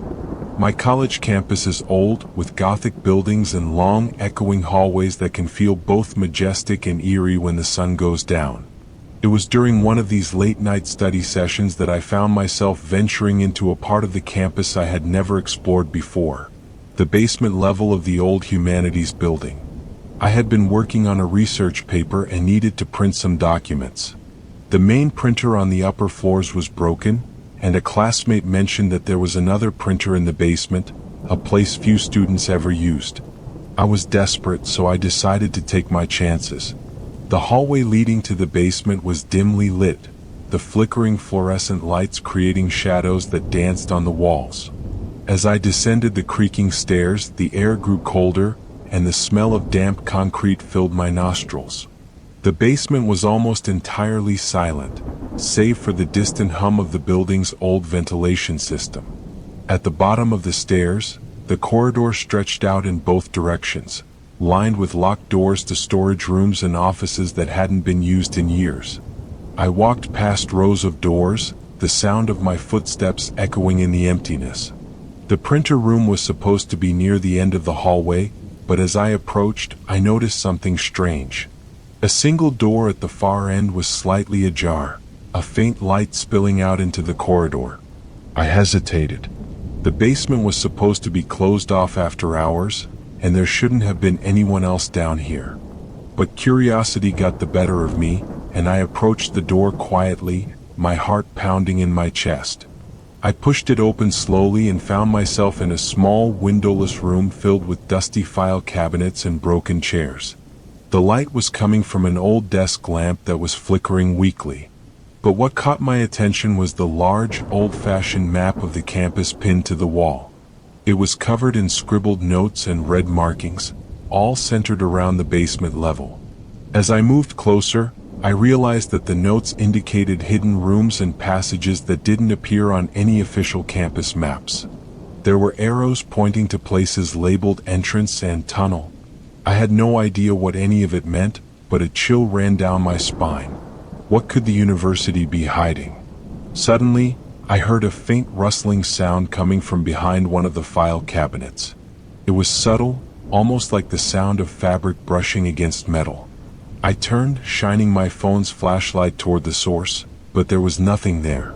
Just rows of dusty cabinets and shadows that seemed to shift unnaturally.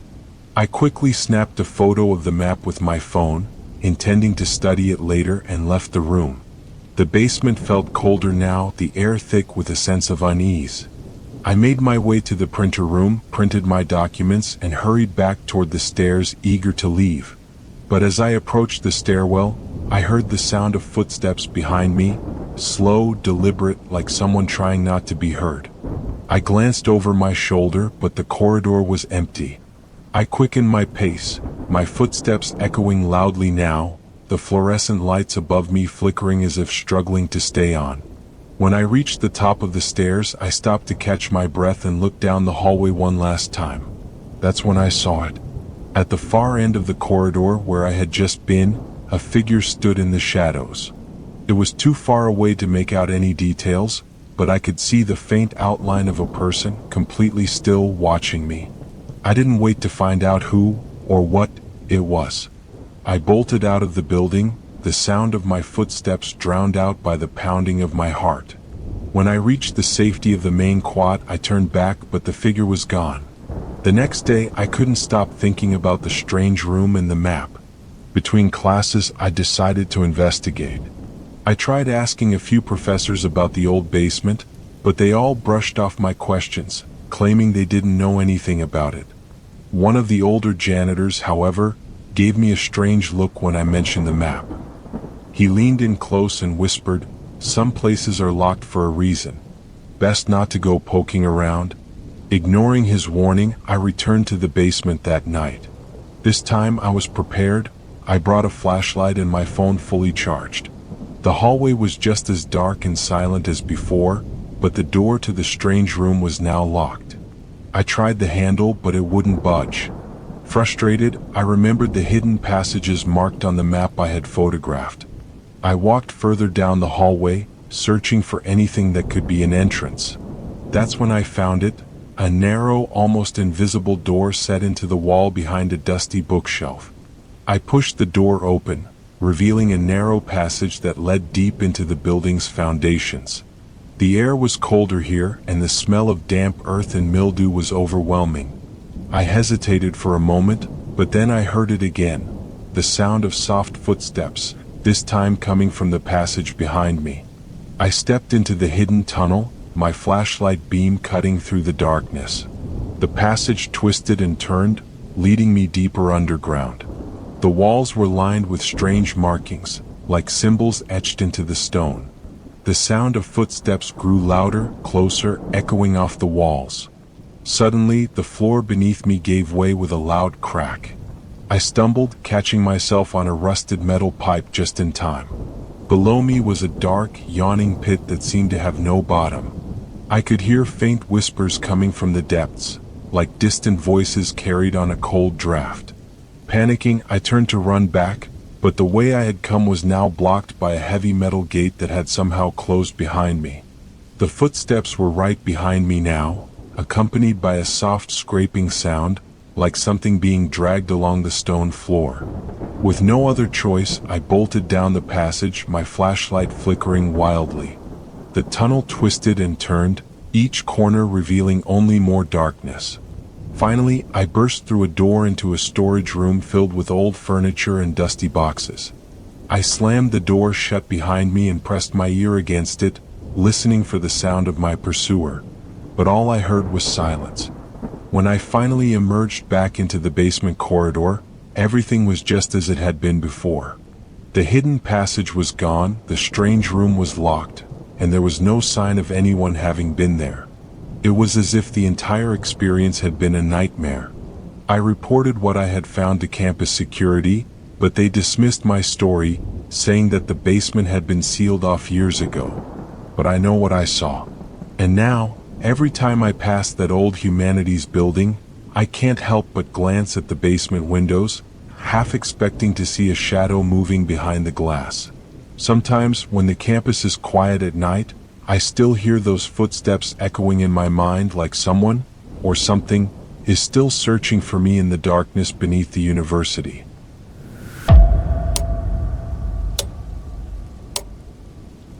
Alright, that's all the stories for today.